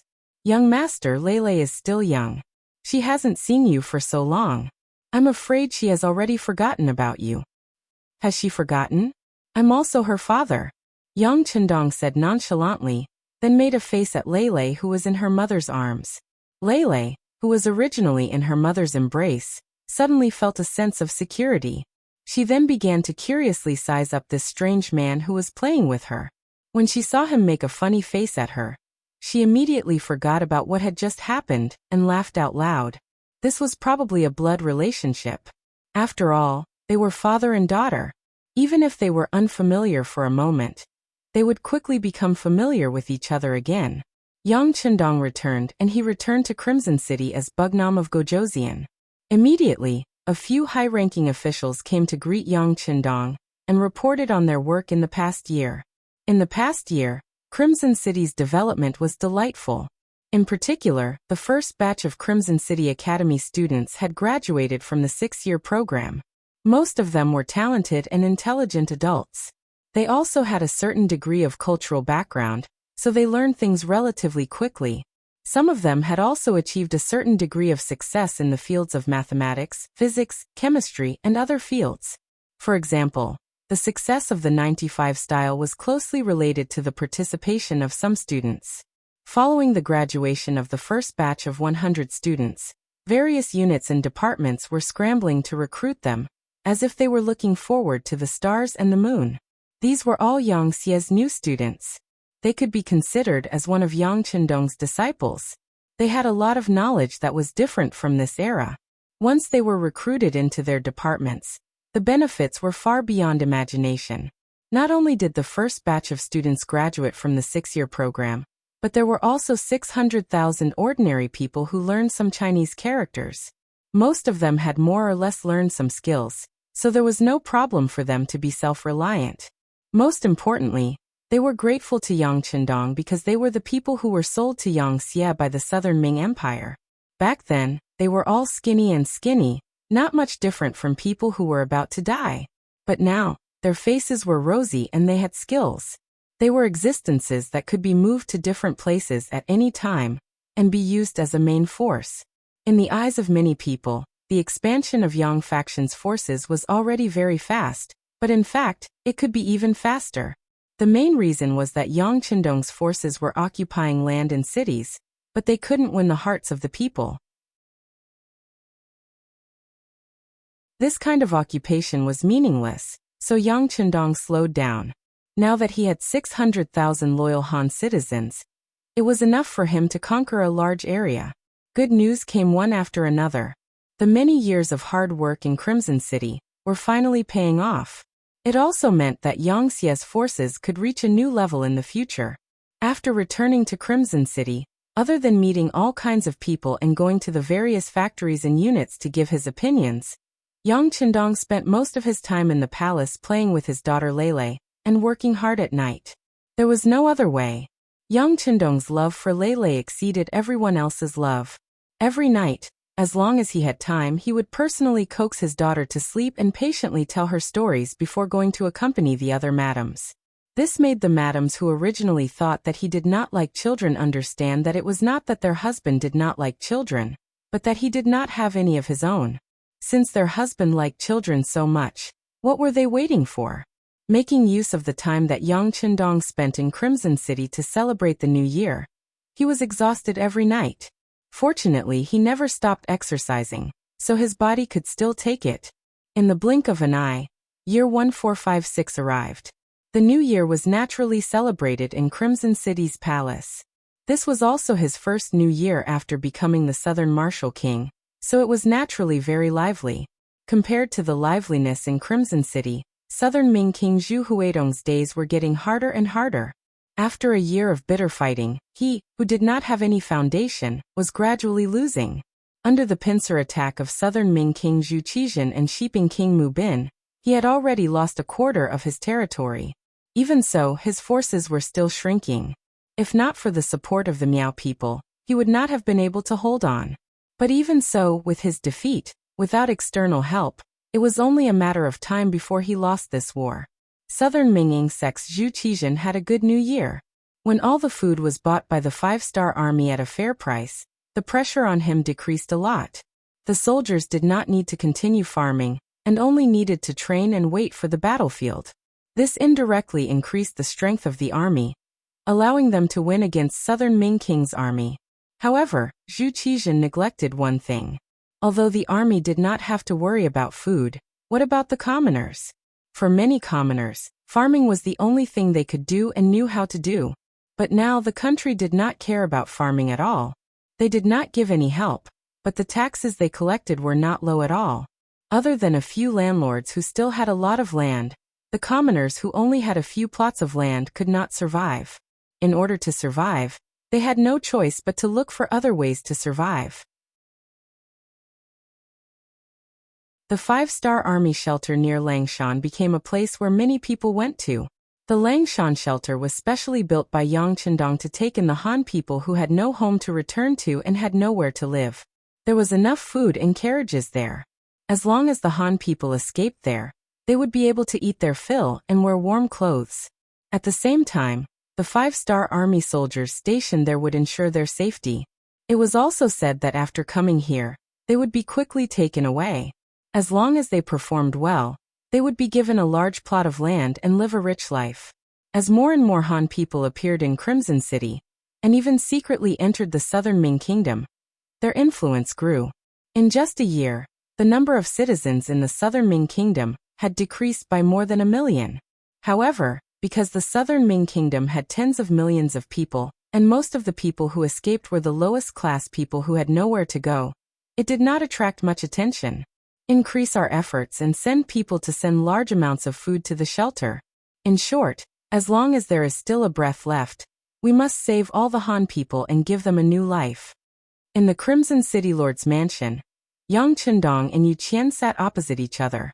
When they talked about the southern Ming kingdom, King Nanwu spoke with an unquestionable tone. Regarding Yang Chendong's compassion and love for the people, Yu Qian naturally agreed. However, when he thought about the voices of opposition, he could not help but say, King Nanwu, if we do this, we will have to pay a lot more money and food. Some people say that it is not worth it to exchange for some illiterate people. *T. Yang Chendong directly refuted this statement.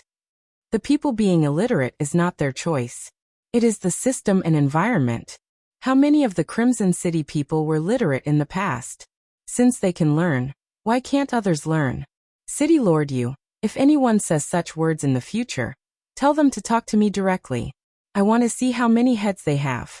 Yang Chendong rarely spoke in a reprimanding tone. It could be seen that the position of the Han people in his heart was very high. Such a decision made Yu Qian very happy. He was originally an exception in the great Ming dynasty's officialdom. He was also a person who spoke for the people. Now there was someone who not only had the same thoughts as him, but also had the qualifications to keep his word. How could he not be happy? However, at the same time he had a kind of concern. What was the point of having so many Han people? The entire Crimson City, and even the entire Ryukyu Island, had been developed in the past few years. If there were more people, there would really be no land to plant.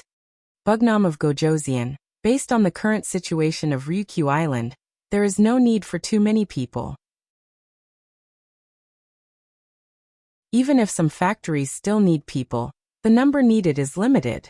The arrival of these people will only increase our burden. As he spoke of the worries in his heart, Yu Qian stared at Yang Chendong. He wanted to see his trump card. This would be a great comfort for him when he did things in the future. To others, Yang Chendong only expressed goodwill towards the Han people, but did not completely expose his ambitions. However, to Yu Qian, a person who was truly loyal to the Han, Yang Chendong did not have any intention of hiding. Firstly, he knew that Yu Qian was tight-lipped.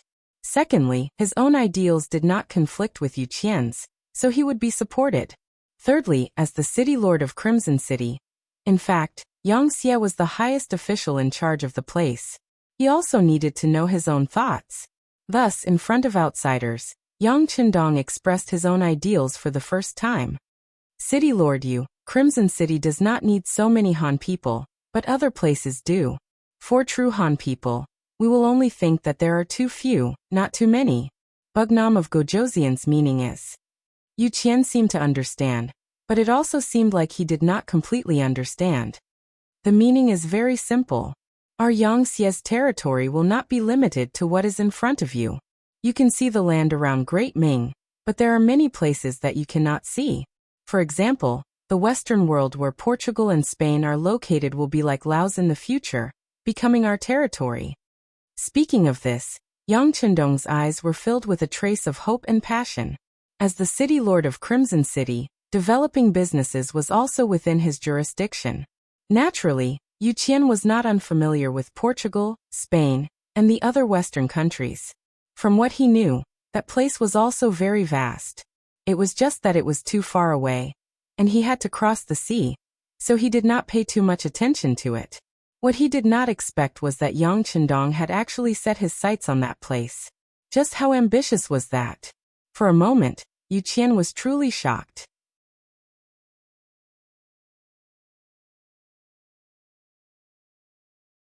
Chapter 1001.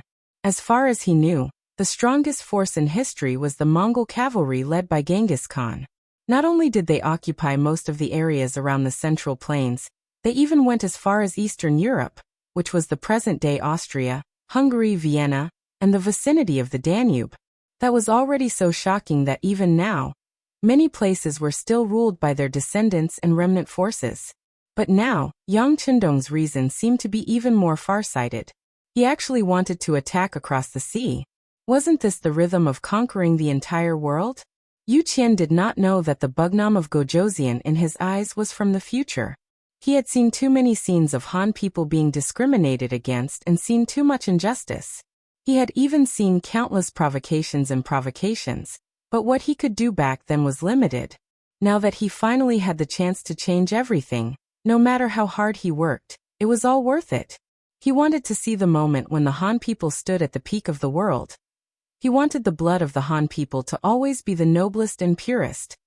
He wanted to see that no matter where, the Han people represented the most powerful and inviolable, there was no blasphemy.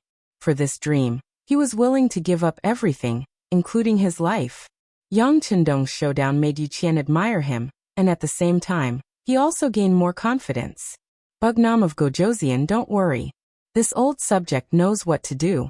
In the future, I will accept as many Han people as there are. If there is any pressure, this old subject will bear it.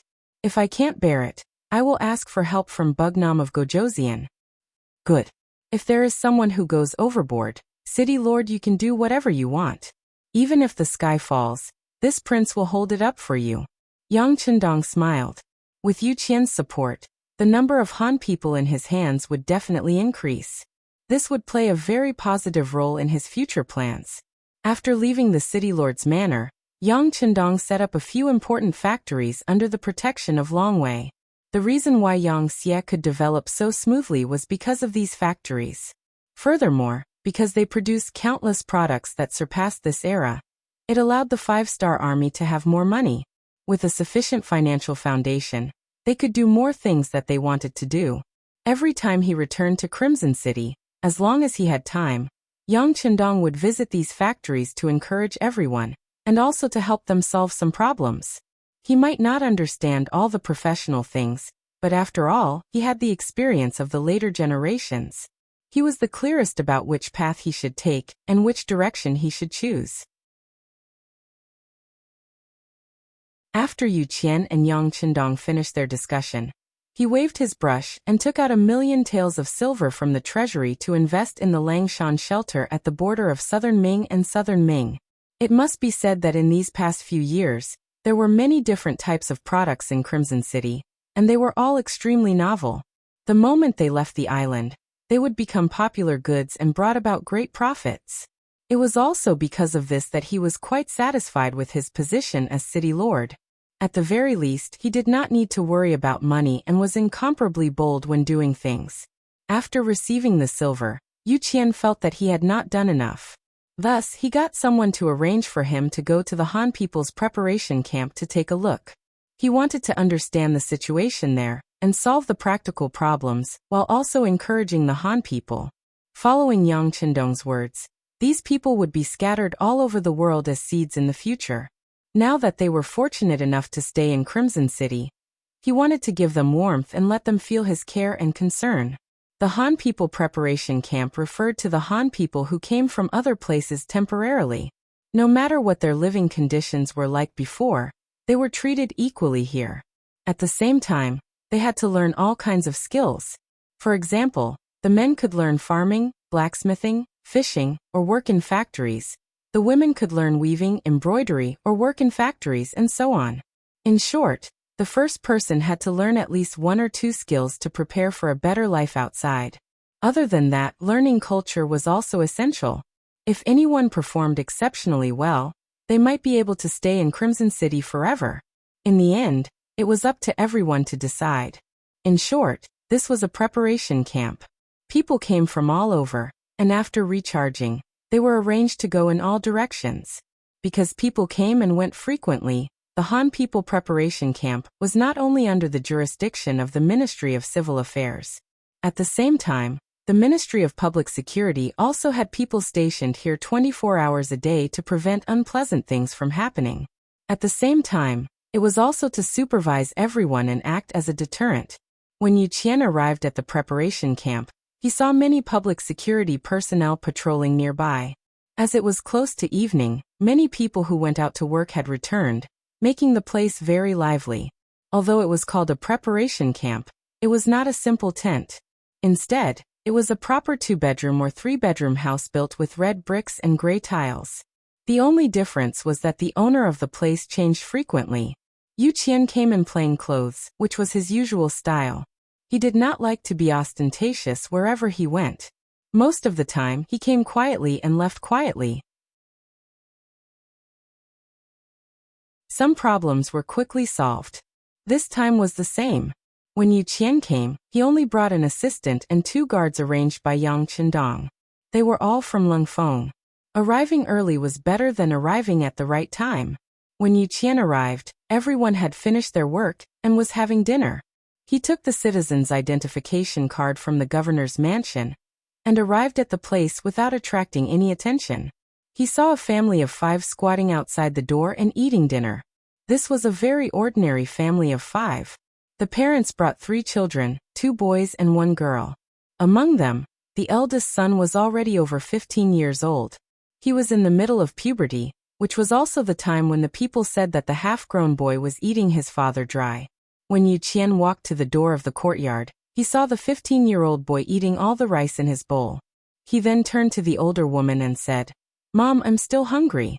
I still want to eat." "Okay, I can't finish it. Here, take it." As a mother, she would always dote on her son. The middle-aged woman with a benevolent expression placed her leftover bowl of rice in front of her son, causing the young man to chuckle foolishly. This scene represented the harmony and happiness of a family.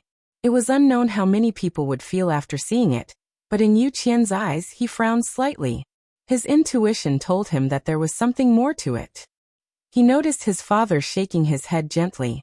It was not an expression that a strange woman would have when she loved her son, but there was a kind of love and helplessness in it. He quietly made a hand gesture. The 2 guards, including his assistants, stayed outside. He walked into the courtyard with a smile on his face. Then, he took out a box of Dahai cigarettes from his pocket and walked toward the middle-aged man who had just put down his bowl and chopsticks. The sudden arrival of a stranger in the courtyard naturally attracted the attention of the family of 5. When they saw that the newcomer was in his 50s and had an amiable expression on his face, the head of the family immediately stood up and rubbed his hands on his pants with a silly smile on his face. Then, he carefully reached out his hand to receive the cigarette. He placed it next to his nose and took a light sniff before saying, "Brother, this is the cigarette that people talk about, right? You know about this?" Yu Qian asked with a smile on his face. "Yes, I know. When I was learning in the factory, I saw someone smoke it. Hee, I've only been here for a short time, so I haven't tried it yet." The middle-aged man replied with a sincere smile. "That's right, then try it." Yu Qian still had a smile on his face. He took out a box of Yang family's matches from Crimson City and lit the cigarette for the middle-aged man. Perhaps because it was his first time smoking, the middle-aged man inhaled a little too quickly and choked. Then he revealed an embarrassed smile. With the cigarette as a bridge of communication, the middle-aged man, who was not good with words, told Yu Qian what he wanted to know. The middle-aged man was called Cheng Zhu. He was from Guangdong. When the war between the southern Ming and King Nanming broke out, due to the increase in land rent, he, who was already living a hard life, heard about the Liangshan shelter from his neighbors. Thinking of the old saying, "If you move, you live. If you move, you die." Thus, he and his family fled thousands of li from Guangdong to Liangshan.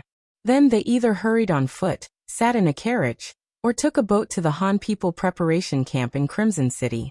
After talking about the Liangshan shelter, Cheng Zhu was filled with emotions.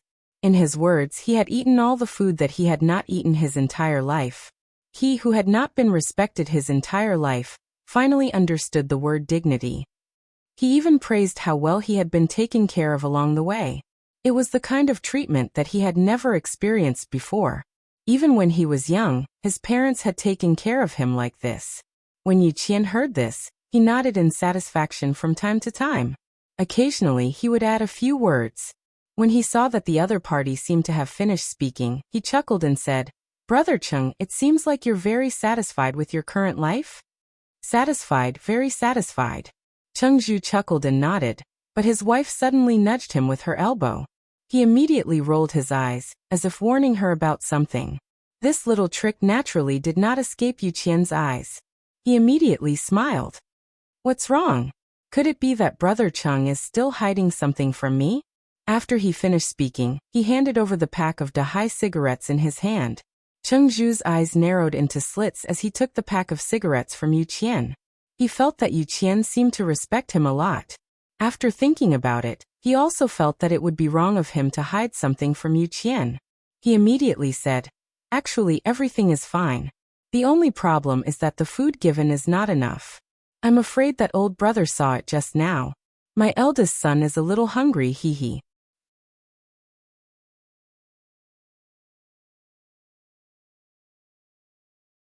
Chapter 1002. After saying this, Cheng Zhu seemed to feel that he had said too much, so he scratched his head in embarrassment. When Yu Qian heard this, he still had a smile on his face, but he had become a lot more pragmatic. This shouldn't be. I heard that the matriculation camp's requirement is to provide enough food. How can there be a lack of food? Heard? Cheng Zhu looked confused. It's not that I heard, but it's the rule. To be honest, Brother Cheng, I'm actually an investigator. I'm here to see if there's anything you're not satisfied with. I'm here to solve your problems. Just like the lack of food, we'll solve it. Yu Qian knew that he had to give him some solid information, so he spoke as if he was an officer. That's what I said. Brother, your bearing is different from us commoners. Cheng Zhu had an as expected expression. Since he knew the other party's identity, he did not hide it anymore and told him about the lack of food given by the higher-ups. In the end he added, "Brother, you saw it just now. My son is growing and has a huge appetite.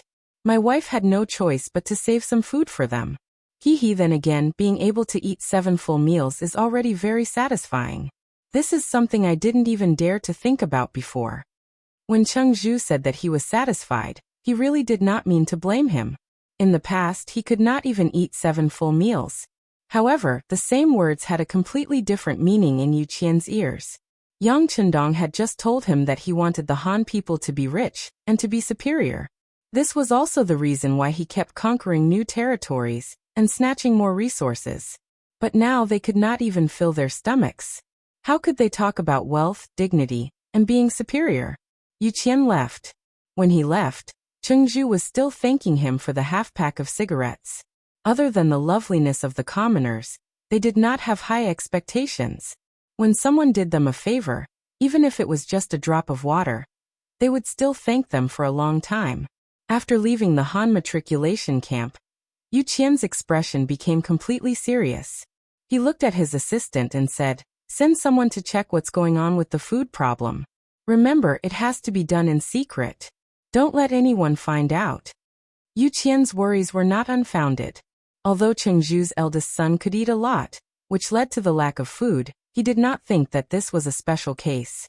If it was really as Yang Chendong said, and there was enough food, how could such a problem occur? Only 5 days later, the assistant had investigated the matter thoroughly. The city lord's mansion had elite manpower and many information channels. When they had any requests, the Security Bureau and the CIA could mobilize some of them. The city lord's assistant personally came forward and investigated the matter in just 5 days. Then the report was placed on Yu Qian's desk. When he finished reading it carefully, he immediately slammed the table and cursed. According to the report, the Han preparatory camp did indeed have a problem of illegally withholding food. However, because the amount was not much, only 20% was deducted per person. In addition, the Han people who had just arrived were more honest.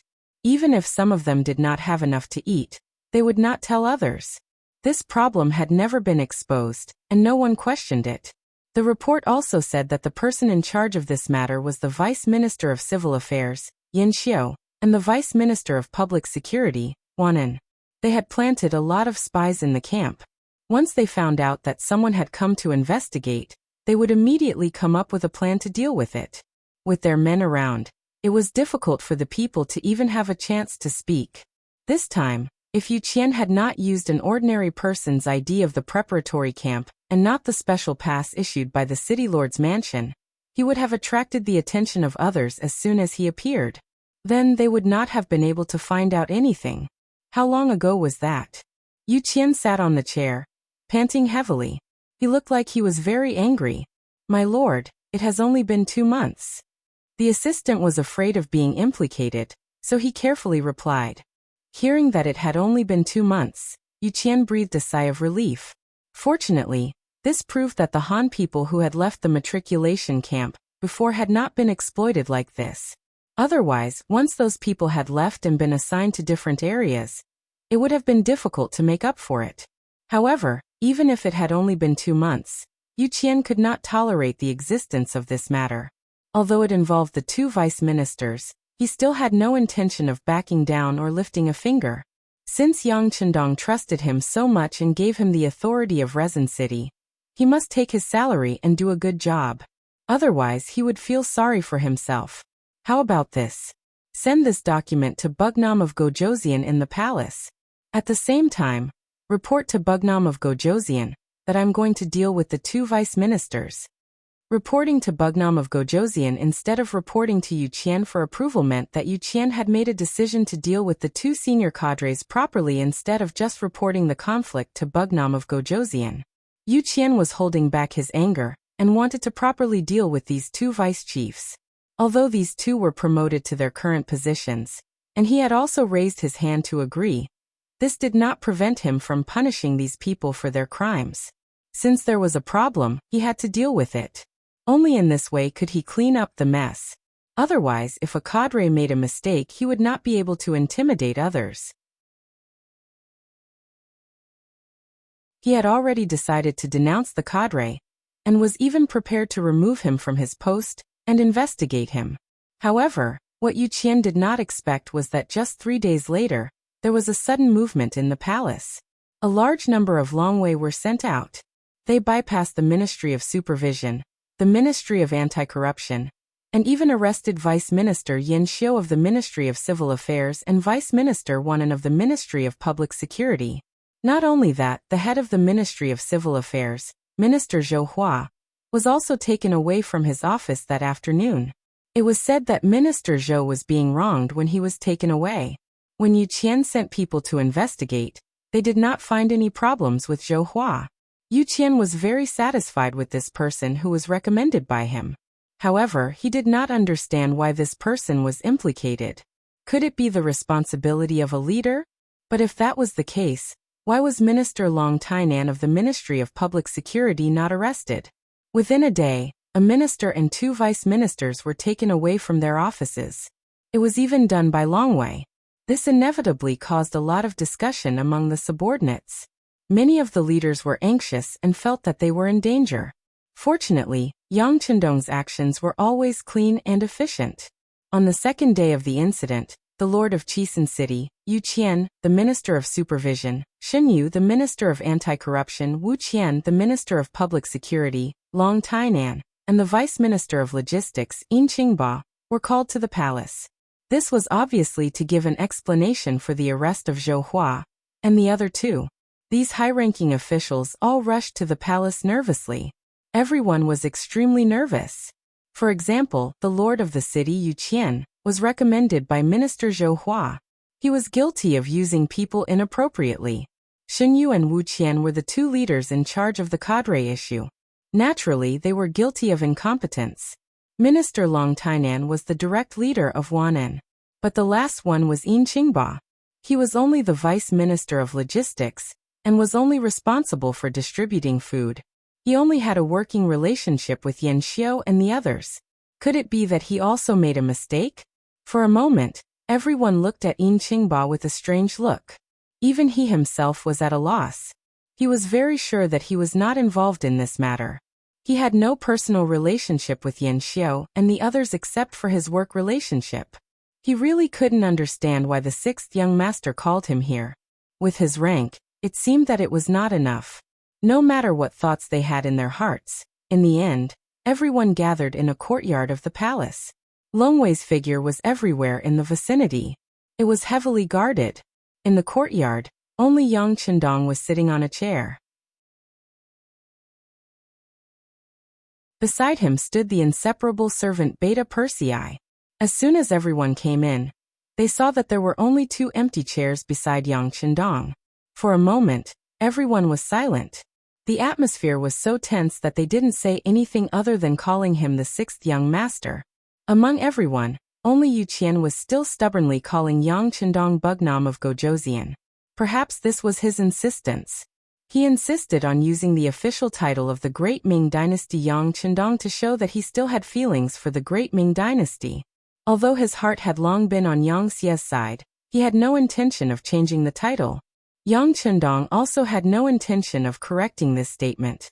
After seeing Yu Qian, he politely stood up and pointed to the chair beside him. "Castellan Yu, please take a seat here." "Thank you, Bugnam of Gojoseon, for giving me a seat." Yu Qian didn't stand on ceremony. He liked to be straightforward. If it was something that belonged to him, he wouldn't refuse. After Yu Qian sat down, Yang Qindong looked at the remaining people.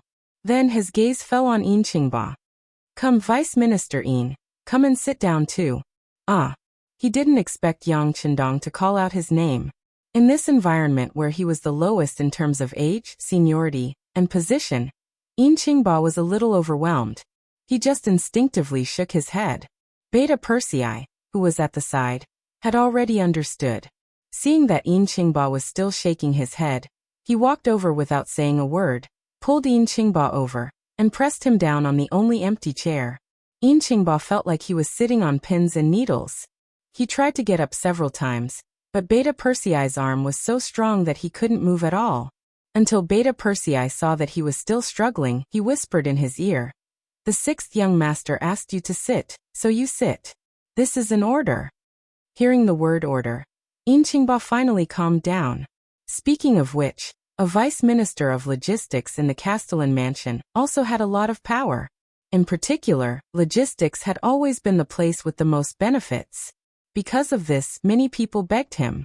Yin Qingba had also seen some of the world. If it weren't for the fact that the people who came today were too high-ranking, he wouldn't have become so nervous.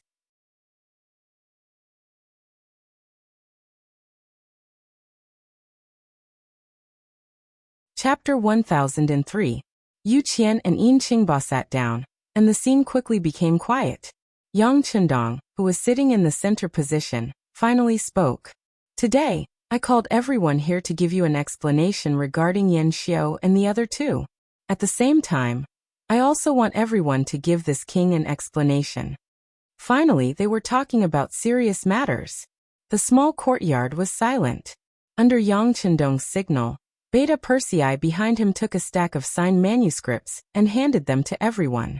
"You can take a look. This is the testimony of Yan Xiao and Wanen." After interrogation, they confessed to embezzling the food from the Han People preparation camp. After investigation, the food that was embezzled from their hands was eventually transferred to the market. A total of 28,000 taels of silver was ultimately split between the 2 of them. When the matter reached this point, everyone in the courtyard took a deep breath. 28,000 taels of silver, split equally between the 2 of them, that meant that each of them would get 14,000 taels of silver. This had already exceeded the maximum limit of 10,000 taels of silver. Needless to say, they would definitely die. Everyone's reaction fell into Yang Qindong's eyes. Even though he knew that these people already knew what he meant, he still said, "Due to the seriousness of this case, this king has decided to carry out the execution in front of the central square of Crimson City in 3 days. At that time, all the big and small departments in Crimson City must go and watch. If the other officials have nothing important to do, they must also be present. Does anyone have any questions?" No. Knowing that Yang Qindong wanted to use this matter to intimidate the other officials, everyone nodded in agreement. "All right, if everyone has no questions, then we won't waste time on these 2 vermin. Next, let's talk about the other people and your problems." After investigation, the Minister of Civil Affairs, Zhou Hua, was aware of this matter. Although he adhered to his principles and did not wallow in the mire with Yan Xiao and the others, he clearly knew about it, and did not stand up to stop it for the sake of the so-called harmony between colleagues. This is the crime of inaction. This was the first time that everyone had heard about the crime of inaction. For a moment, everyone was puzzled. Yang Chendong quickly gave them an answer. In this prince's opinion, there are only 3 types of officials. The first type is a problematic official. They either abuse their power for personal gain or take bribes. Such an official is called a bad official. The second type is someone who sets an example for others and works diligently. Such a person can be called a good official. But at the same time, there is also the third type, which is a monk ringing the bell every day and muddling through life. Adhering to the idea that things do not concern them, they will not stop or participate in anything wrong. They only want to live a stable life. These are the officials of inaction. When they have a problem, this prince calls it the crime of inaction. Zhou Hua was such a leader. He had noticed some disgraceful actions of his deputy, Yin Xiu, but he didn't stop it. He didn't point it out, and he didn't report it either.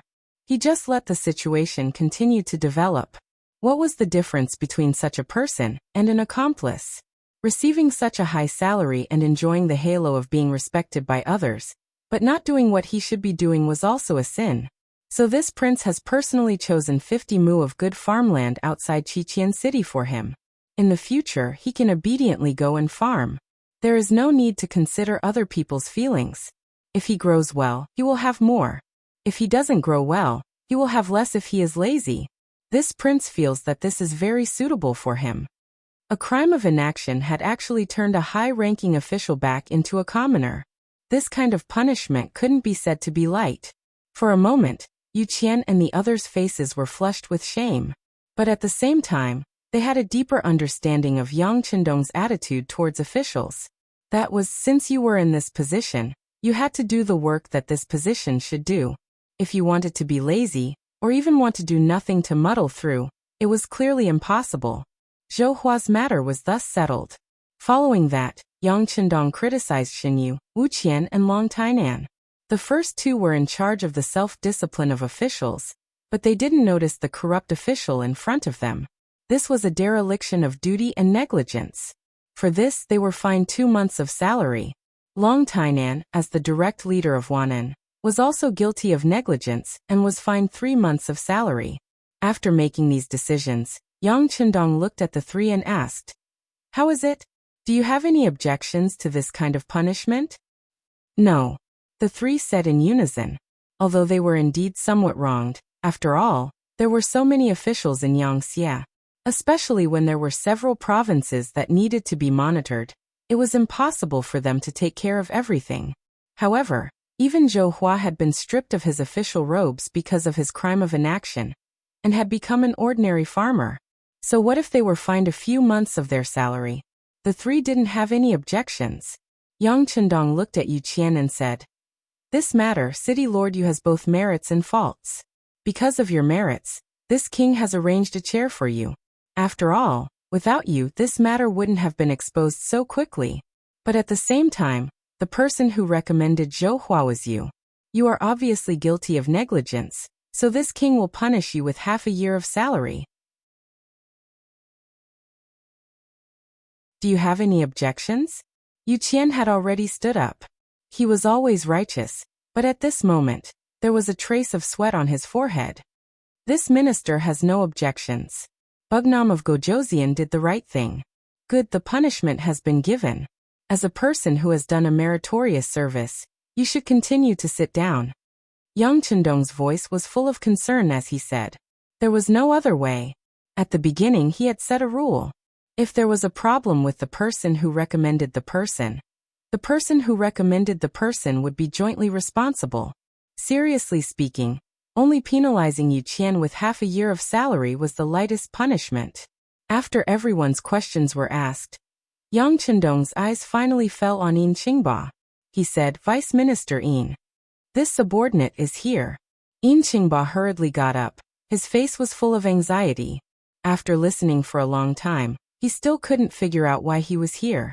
If he was guilty, he should be standing.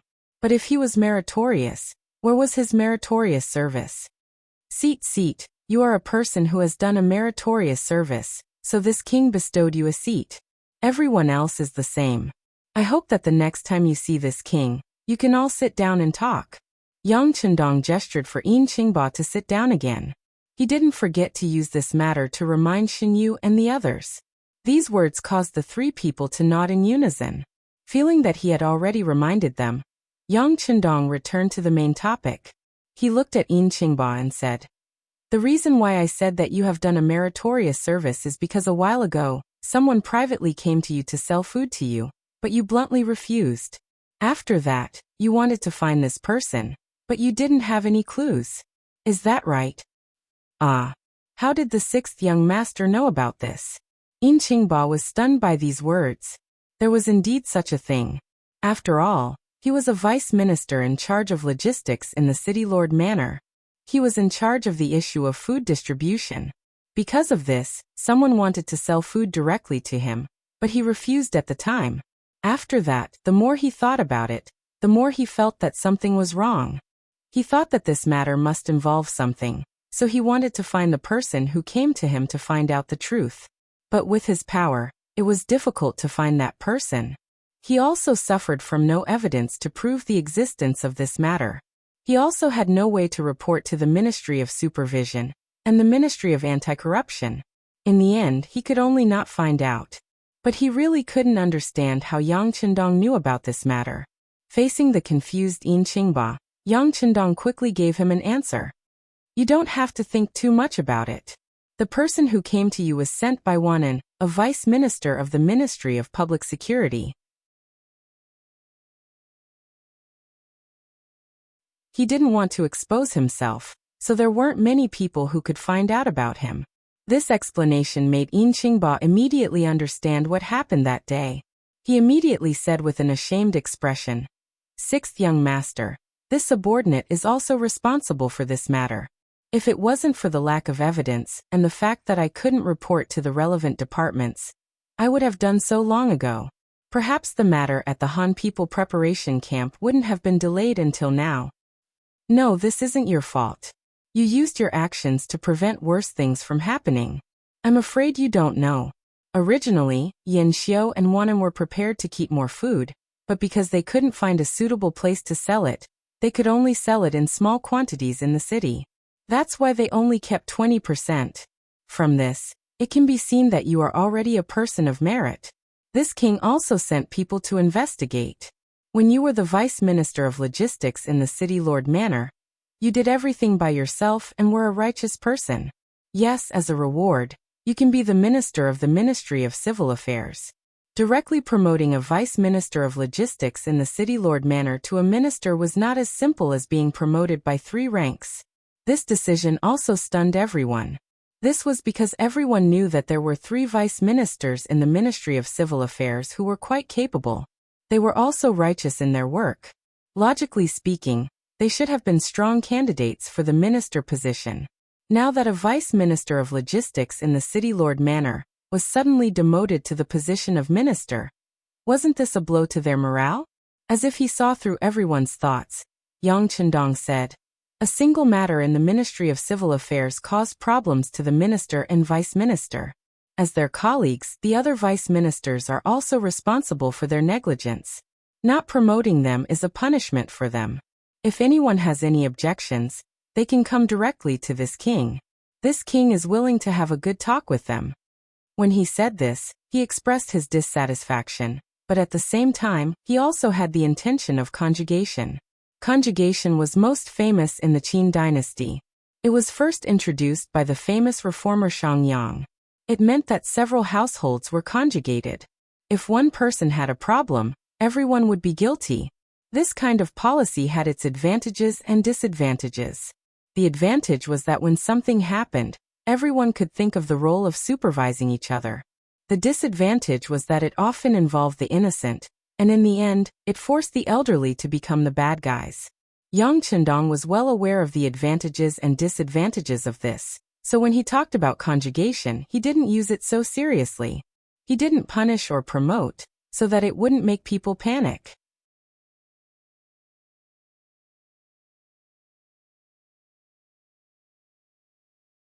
Chapter 1004. After these words and decisions were made, everyone praised Yang Chendong's political wisdom in their hearts.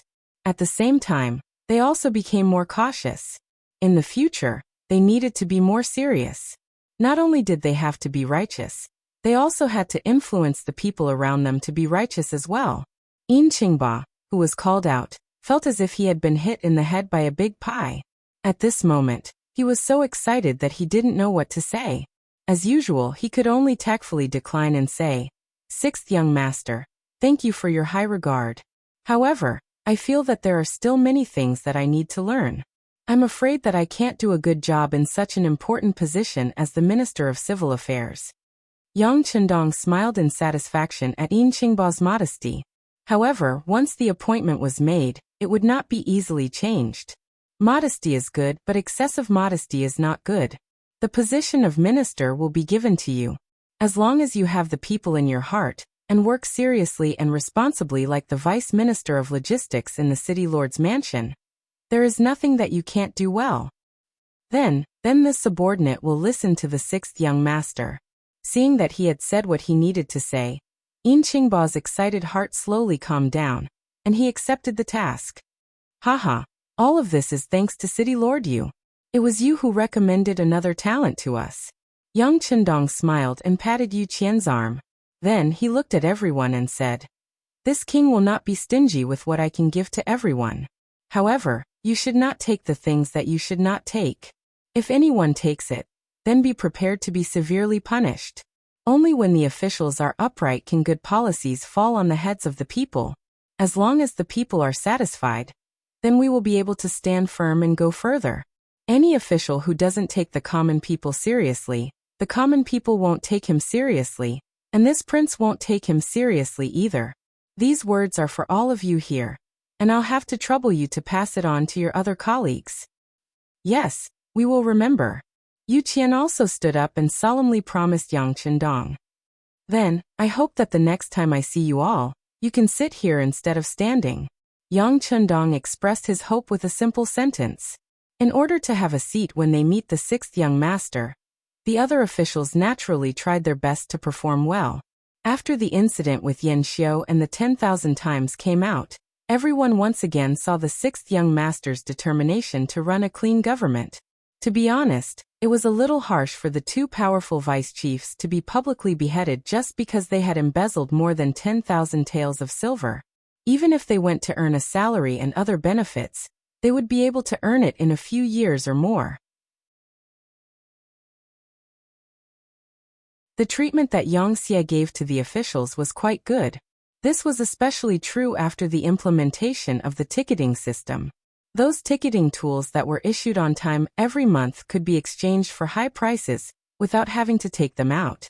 It was precisely because the treatment was too good that if they made mistakes again, the risk and capital would be too high. As a result, the number of officials who became Yang Xie officials in the future was much lower than any other power. Zhou Hua was removed from his official position because of the crime of not doing anything. The response was even more enthusiastic. It turned out that not being greedy and not doing things was not good in Yang Xie. Yang Chendong personally said that if an official did not do things for the people, it would be better to go home and sell sweet potatoes. As an official, one had to do things one day at a time. If one did not want to offend people and did not do things, then one might as well not do anything and just go home and be a farmer. Yin Qingba went from being the vice chief of logistics in the city lord's mansion to being the chief of a department. He also told everyone that as long as one worked hard, gold would always shine. This made many of the officials who were originally very capable, but were worried that they would not be able to make it big in the future feel relieved. Originally, they were worried that no one would see them lowering their heads to do things. However, with Yin Qingba's example, they did not have to worry so much. They also did not have to put in effort to make their superiors happy and speak up for themselves. Without people giving gifts, there were naturally no people receiving gifts. In an instant, the environment in the bureaucracy became much better. This made the people from the Ministry of Supervision and the Ministry of Anti-Corruption a lot less to do. They had no choice but to shift their attention from Qiqian City to the actual provinces under Yang Xie's control. The Deputy General of Laos, Haiqing, suddenly felt that there were a lot of strangers around him. He didn't know if he was being paranoid, so he found an opportunity and asked his confidant to invite Do Lilong to his house. Hai Qing, Lao Province's deputy general, was the deputy of General He Guang. He was an important figure in the military. When Kanglan Kingdom was destroyed, he was very proactive and quickly changed the rudder according to the wind. He became someone He Guang trusted and recommended to Lao Province's governor, Yuan Shaoqian. Step by step, he rose to the position of deputy general. To be able to become a deputy general, he was considered the second most important person in the entire Lao Province's military. Logically speaking, he should be satisfied. However, a man's greed was like a snake trying to swallow an elephant. Soon, the greedy Hai Qing was dragged down by someone. The person who started this was Do Lilong. Do Lilong on the surface was a businessman from Siam. However, he had another secret identity, one of the heads of Siam's intelligence agencies. He was in charge of investigating the matters of the neighboring countries. When possible, he would pull in important people from the opposing factions to his side. From the moment Do Lilong set his eyes on Hai Qing, the outcome was already decided. Just a total of 20,000 taels of silver was enough for the two of them to call each other brothers. The moment Do Lilong revealed his identity, Hai Qing could no longer turn back. Wuxia had a rule that anyone who embezzled more than 10,000 taels of silver would be beheaded. For someone like him who had embezzled 20,000 taels of silver, even if he turned himself in, he would at most be spared. It was impossible for him to continue being an official. Since that was the case, other than being used by Do Lilong, he had no other choice. After receiving the news, Do Lilong came to the Hai Mansion as a friend and a businessman. He met Hai Qing, who was frightened by the mere twang of a bow. When they met, Hai Qing looked at Do Lilong in panic and said, "Sir Do, you must save me." Do Lilong pretended to be shocked and asked, "What's wrong, General Hai? Did something happen?" "Oh, Sir Do, you don't know. I might have been targeted. Recently, when I go out, I always find a lot of strangers around." Hai Qing explained the changes around him. He realized that he had embezzled too much and could not turn back. He continued, "Sir Do, only you can save my life now. Seeing that I have helped your caravan a lot in the past, please help me. Otherwise, you can allow me to be an official in Siam." Although he was cursing Hai Qing in his heart, Do Lilong still smiled and said, "Mr. Hai must be thinking too much. When I arrived at your residence, I didn't find anything wrong. Could it be that I'm thinking too much?" No, I'm still a deputy general. I can still observe the situation around me," Hai Qing explained. Just as they were talking, a soldier suddenly reported from outside, saying that General He Guang's personal guard captain, Yin Jiang, had arrived, along with 6 other soldiers. What should we do?" Hai Qing became even more flustered after hearing the news. He stood up and paced around in circles. Do Lilong's eyebrows twitched, but he quickly regained his composure. He smiled and said, "It's okay. Many people know that we are friends. Are you saying that I am not allowed to talk to my friends when I am an official?" Hai Qing did not relax at all because of this reason. Instead, he continued, "Lord Do, you may not know this, but this Yin Jiang relies on He Guang's trust and is usually very domineering. You can't get past him just because he's a friend. Although he won't touch me, I'm afraid that he will take you away. If that happens under torture, can you guarantee that you won't say anything?" This, Do Lilong, who was always calm, finally changed his expression. He did not dare to guarantee anything. With his glib tongue, he boasted that he was not afraid of anything. However, if he was really tortured, who knew how long he could last? He might not even be able to last for a while. Thinking that he absolutely could not be caught, Do Lilong had no choice but to be ruthless. He made a beheading gesture with his right hand and said, "Let's see the situation later. If the other party insists on forcing us, then we will strike first." Kill Yin Jiang? That will definitely infuriate General He Guang. Hai Qing's entire body shuddered, and his face turned pale. "What? Do you think that if you don't kill now, others won't kill you? Let me tell you, you can only move forward now. Think about it. Once you accomplish something big, our king will be happy. He will definitely give you a high post and generous salary. It is even possible that he will help you people of Kanglan restore your country. It is better than being scolded as a traitor. Do Lilong was going all out. He did not expect the situation to be so serious. If he knew, he would not have appeared so easily. In the courtyard of the high residence, Yin Jiang, who was dressed in armor, led 6 soldiers and paced back and forth in the courtyard. After not seeing Hai Qing for a long time, he had lost count of how many times he had lost his temper. Finally, a manager came. He said that the High General was meeting with guests in the backyard, and it was not convenient for him to come over. He asked Captain Yen to go over himself. Let's go. We have to take Do Lilong away today no matter what. Yin Jiang said loudly. Then he led his 6 subordinates to the backyard. Not long after they walked to the backyard, the door to the front yard was completely closed from the inside. In the living room of the backyard, Hai Qing and Do Lilong were sitting at a table with food and drinks. Yin Jiang's sudden appearance instantly broke the harmonious atmosphere. Deputy General Hai, I suspect that this Siamese merchant, Do Lilong, is a spy from the enemy country. I want to take him away now. I hope that you can make it easy for us.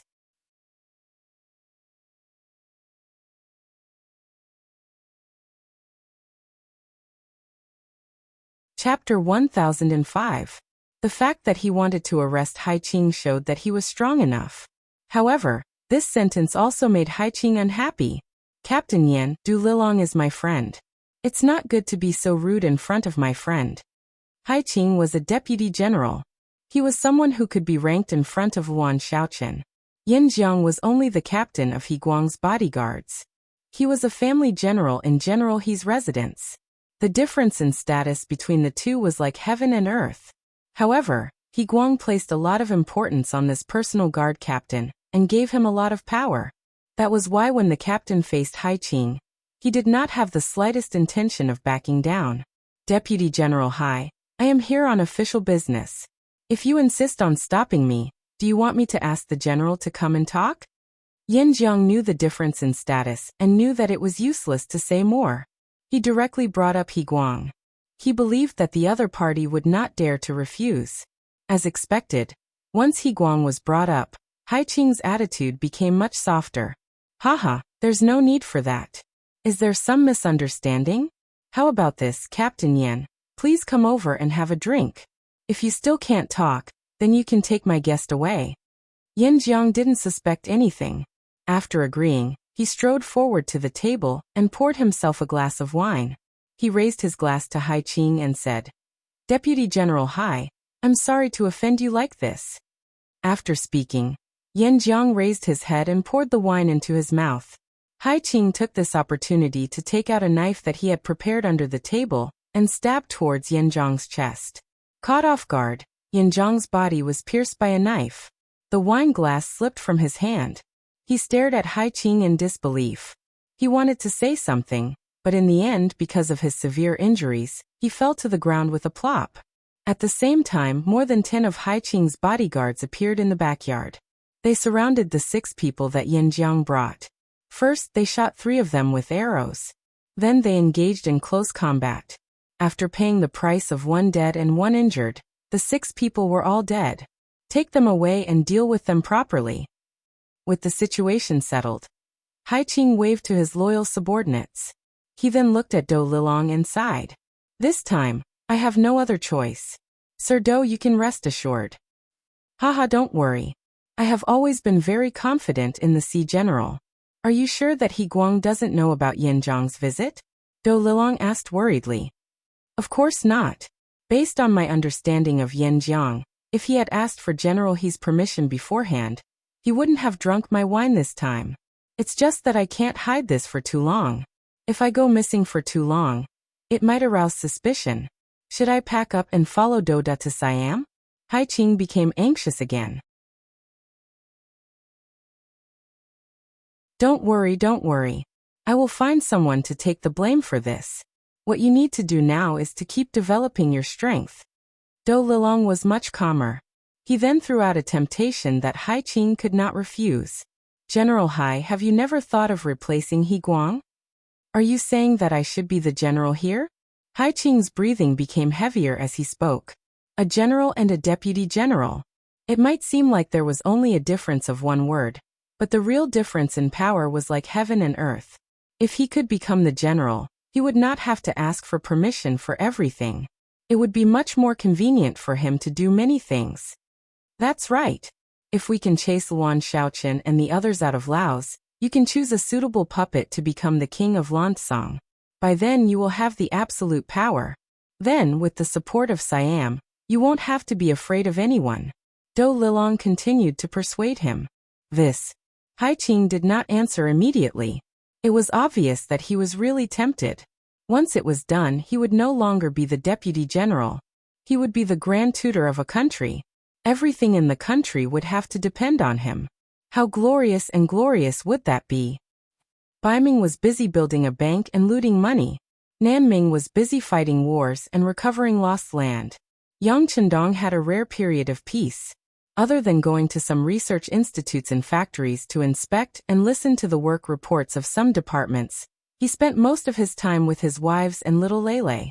After many days of intimate contact, Lele finally opened her mouth to accept Yang Chendong as her father. The relationship between the father and daughter became closer day by day.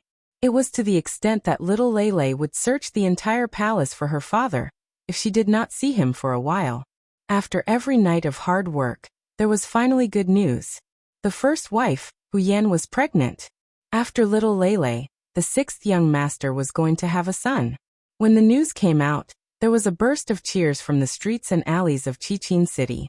No matter what, Lele was still a girl. Everything in the future could not be controlled by a girl. In addition, Hu Yan was the first wife. In some people's eyes, she was like a queen. Only her son would be the legitimate son. Only then would the Yang family have a true descendant. After a moment of jubilation, Yang Shi seemed to have calmed down at this moment. He was like a big tree that was in the process of growing, and his wings were plump. At the same time, some other factions were not idle. Beneath the calm surface, there was a storm. In 1450, the Arab merchant, said Abu Bakr, established an Islamic regime in the southern Philippines. This merchant called Abu Bakr was very smart and had great ambitions. He had been doing business since his youth, and was used to seeing too many people using their power to oppress merchants. From then on, he wanted to build his own force and have the final say. Only then would he not be oppressed by others. In the end, after being selected, he came to the southern part of the Philippines and established his first regime there. He then extended his influence to Basilan Island, Palawan Island, Zamboanga Island, Borneo, MLL Island, and other places. And just when he wanted to establish a foothold here and continue to expand, there was a sudden change in Luzon Island. The five-star army occupied this place and disrupted his plans. After all, Abu Bakr was a merchant. The most important thing was profit. He knew the importance of taking the initiative.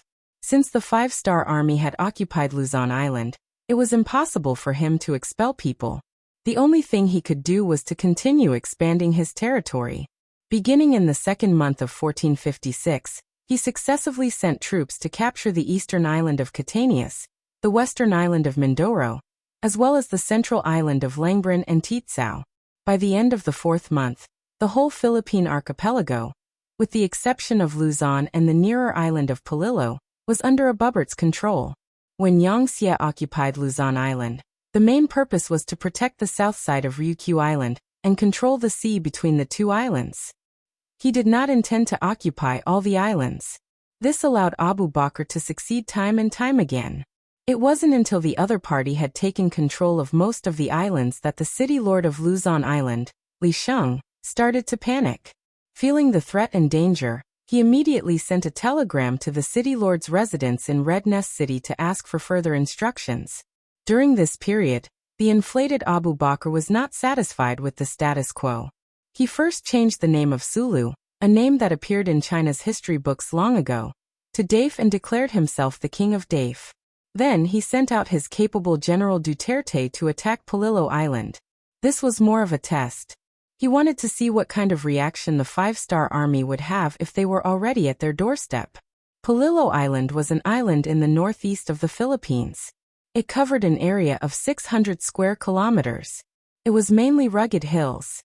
The highest point on the island was 350 meters above sea level. Polillo Island did not have a dry season. Most of the rain was concentrated between November and January.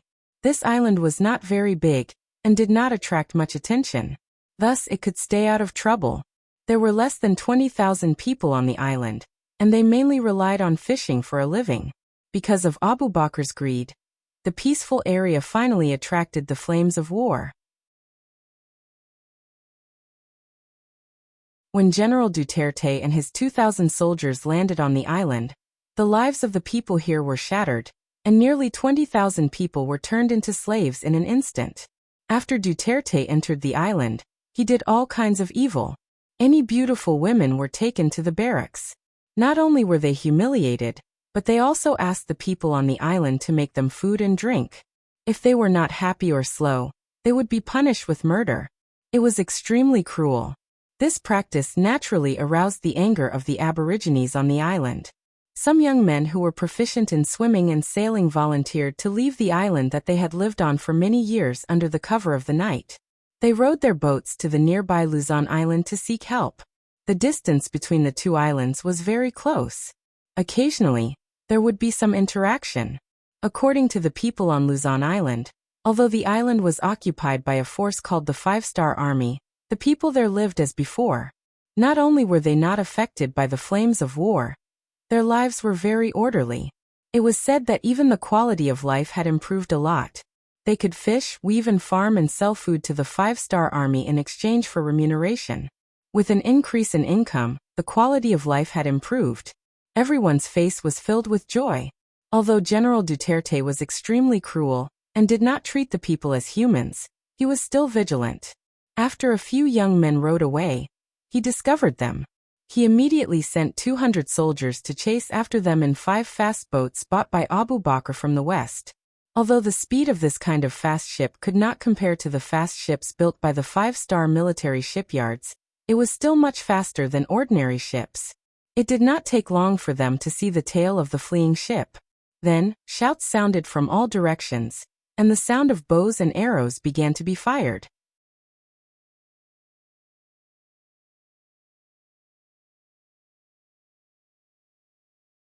Chapter 1006. Just as the 5 fast boats were about to surround the small boat that had escaped, a boat with a 5-starred red flag sailed over in the night. This was not an official boat, but a fishing boat belonging to the residents of Luzon. The sudden encounter was not part of the plan. The soldiers who were used to riding roughshod over Polillo Island, when they saw the fishing boat, they only hesitated for a moment before making the decision to sink the 2 boats so that the incident would not be known to the world. Originally, after seeing the 5-starred flag, the escaping youngsters thought that they had seen their savior. However, when they saw that the 5-starred ship didn't have any combat power, and the enemy's ship continued to shoot arrows, with no intention of letting them go, they realized that they had implicated the enemy. They repeatedly shouted, announcing their identity and purpose, and at the same time, asking the people on the 5-starred ship to leave immediately and not be implicated. However, it was too late to say anything at this time. Since they chose to attack, of course, they would not let anyone leave. 5 Dafe clippers flew over and kept attacking. One of the clippers was even equipped with cannons. One of the cannons hit the fishing boat of Luzon Island, causing it to shake and crumble. The situation was so dangerous that the crew of the fishing boat began to abandon the boat. Some of the good swimmers took a wooden board and paddled towards the direction of Port Luzon. They had tears in their eyes as they wanted to pass on the news of being attacked by the Dafe kingdom.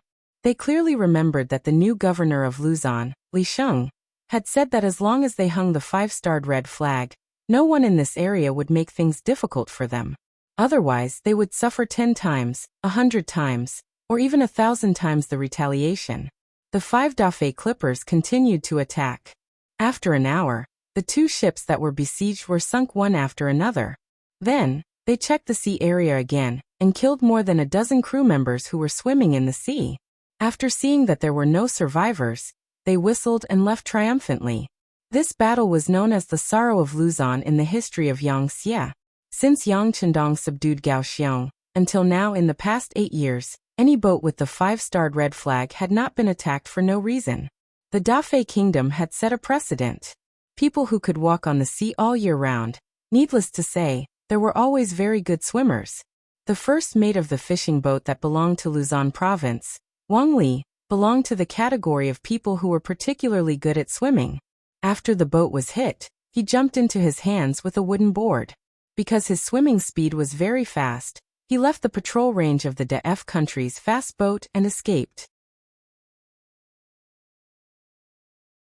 After that, Wang Li exerted all his strength, and based on his experience, he found a direction in the dark sea. Finally, after 2 days when he was exhausted, he encountered other ships and was rescued. When he woke up after being fed the hot rice soup, the first thing he said was that there was danger ahead, and he wanted to see Governor Li Sheng. Then he fainted. The fishing boats were all approved by the Luzon provincial government, and there was a connection between them. Someone recognized the chief officer, and the captain immediately gave the order to return to Port Luzon.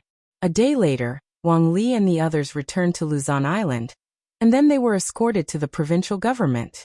Governor Li Sheng warmly received them. After knowing what happened, he was very angry. In front of hundreds of fishing boats, he expressed that they would immediately send people to investigate this matter. If everything was true, then the DF country would have to give an explanation. Admitting fault, apologizing, and compensation were all necessary. Otherwise, the 5-star army would have the right to use force to get justice. Li Sheng said so, and he did so. He called the Luzon Island garrison commander Hang. He ordered him to go to the location of the incident. He had to prove that there was a sea battle there, and it was not man-made damage or natural damage. In short, there had to be evidence. Speaking of which, Yang Xie did not have many soldiers stationed on Luzon Island. Other than a garrison of 2,000 people, there was a public security team of 3,000 to 4,000 people. It was just that the public security was scattered. Normally they could maintain law and order, but once there was a battle, the garrison would have to move first. After Hang received the mission, he took the fast boat left by the 5-star army and set off, heading straight to a location not far from Polillo Island. Li Sheng also sent a telegram to the Chiging City Lord Mansion, requesting that if there was a change in the situation, the 5-star Army Navy could provide support. In the Chiging City Lord Mansion, the Deputy City Lord in charge of military affairs sent the telegram to Yu Qian, and the sound of a table being slammed sounded. Someone once said that he was too humble, saying that he was loyal to the people of the Ming dynasty, and not to the emperor of the dynasty. From this, it could be seen that he valued the people very much. It was precisely because of this that he and Yang Chendong had more to talk about. After being robbed here by a shady method, he could still concentrate on his work. Now that he heard that someone actually took the initiative to challenge the power of the 5-star army, how could he let it go? He immediately asked his assistant to immediately contact the deputy commander of the Navy, Gao Xiong, and he wanted to meet with him to discuss the matter. Just over an hour later, Gao Xiong rode a bicycle to the City Lord Mansion. The two big shots discussed the matter of Luzon Island in detail, and then came to a consensus. Finally, they decided to report this matter to the 6th young master. They both believed that this matter had already touched Yang Chendong's bottom line. If they reported it, they would be able to obtain a faster and better solution.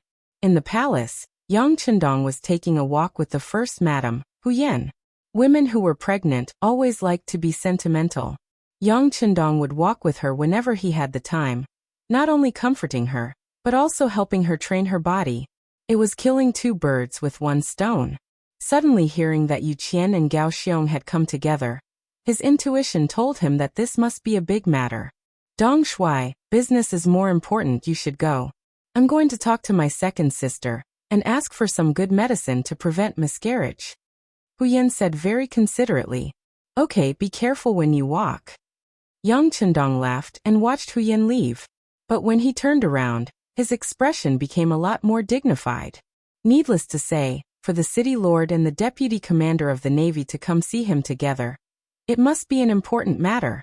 Connecting the fact that Gao Xiong came with them, and not Lung Song, the deputy commander of the army, it was very likely to be related to the matter at sea. Yang Chendong appeared very quickly. Yu Qian and Gao Xiong didn't even finish a cup of tea before he came to the living room. Seeing that the two were about to get up, he made a gesture of inviting them to sit, and sat down on the chair in the middle, and said, "Speak, did something unexpected happen?" Sixth young master is wise. Gao Xiong flattered. Yu Qian was a lot calmer. He sent the telegram from Mayor Li Sheng, governor, to Yang Chendong and said, "Bugnam of Gojozian, Mayor Li sent a telegram saying that a fishing boat in Luzon City, Yangxie's name for Luzon Island, was attacked. According to Chief Officer Wang Li, who escaped, it was the fast ships of the recently established Dafei Kingdom that attacked." Yang Chendong took the telegram and looked at it carefully, then raised his head. The telegram said that the fishing boat hung a 5-star flag. Could it be that someone dared to attack? Yes, sixth young master. This is what made us angry. They ignored our flag, which is clearly a provocation. Previously, we didn't have many immigrants in our hands, and the distribution of the islands was too loose. We also had the new Second Army established, and North Korea provoked us, so we didn't send troops to attack them. However, this became the reason why they looked down on us. This is too much. I think that we should immediately send troops to Song City to declare our sovereignty. If necessary, we can strengthen the patrols at sea as a deterrent. As the deputy commander of the Navy, Gao Xiong's words represented the will of the entire Navy. Listening to Gao Xiong's report, Yang Chendong's eyes flashed. Is this the Navy's idea, or does the mayor's office have the same idea? The mayor's office is still waiting for the latest telegram. Didn't they say that Hang He, the commander of the Song City Garrison Regiment, has already gone to investigate? Yu Qian expressed his experienced and astute opinion. It was obvious that he wanted to get evidence first. This was also in line with the Han people's principle of doing things, which was to plan before acting. The results of the investigation? Hee, is it really that important? Yang Chendong suddenly laughed, which made Yu Qian and Gao Xiong confused. They didn't understand what Yang Chendong meant. Without waiting for the two to figure it out, Yang Chendong already spoke. They have already sunk our ships. How long do we have to wait? I think we should order the troops to gather now and show these daring daft country how powerful we are. Do it now? But we don't have enough evidence. Yu Qian was shocked when he heard Yang Chendong so boldly decide to send troops. Evidence? Why do we need evidence? Don't you know what "don't need evidence" means? Moreover, it's already a fact that our fishing ships were sunk. The only ones who can do this in those waters are the daft country's army. So, what are we waiting for? Yang Chendong sneered. In the future, the words "don't need evidence" had restricted the development of a country. Considering various reasons, there were some things that had to be endured. Now that Yangxie's navy was so powerful, it was time to give them a taste of their own medicine. As the founder of Yangxie, the commander of Yangxie's 3 armies, Yang Chendong gave this order. Naturally, the people under him could only obey. In addition, it was indeed the daft country that provoked them first, so it was reasonable for them to send an army to give an appropriate counterattack. Yu Qian and Gao Xiong quickly agreed with Yang Chendong's decision. But what they didn't know was that this time, Yang Chendong didn't just want to teach the daft country a small lesson, but when he made his move, he wanted to destroy the country. There were already 600,000 literate and skilled commoners in Qiqian City, who had made preparations to migrate. Moreover, under the Southern Ming Dynasty's war, there were still many Han commoners rushing to Mount Liang's containment formation every day, turning into Qiqian City. You're tuning in to the Limei's Wuxia Whispers YouTube channel. We're so grateful for your support, and don't forget to subscribe to join us on this incredible journey through captivating stories. Your generosity through donations truly makes a world of difference, as it's the primary source of revenue that allows me to expand and enhance this channel for you. Thank you from the bottom of my heart for being a part of this adventure.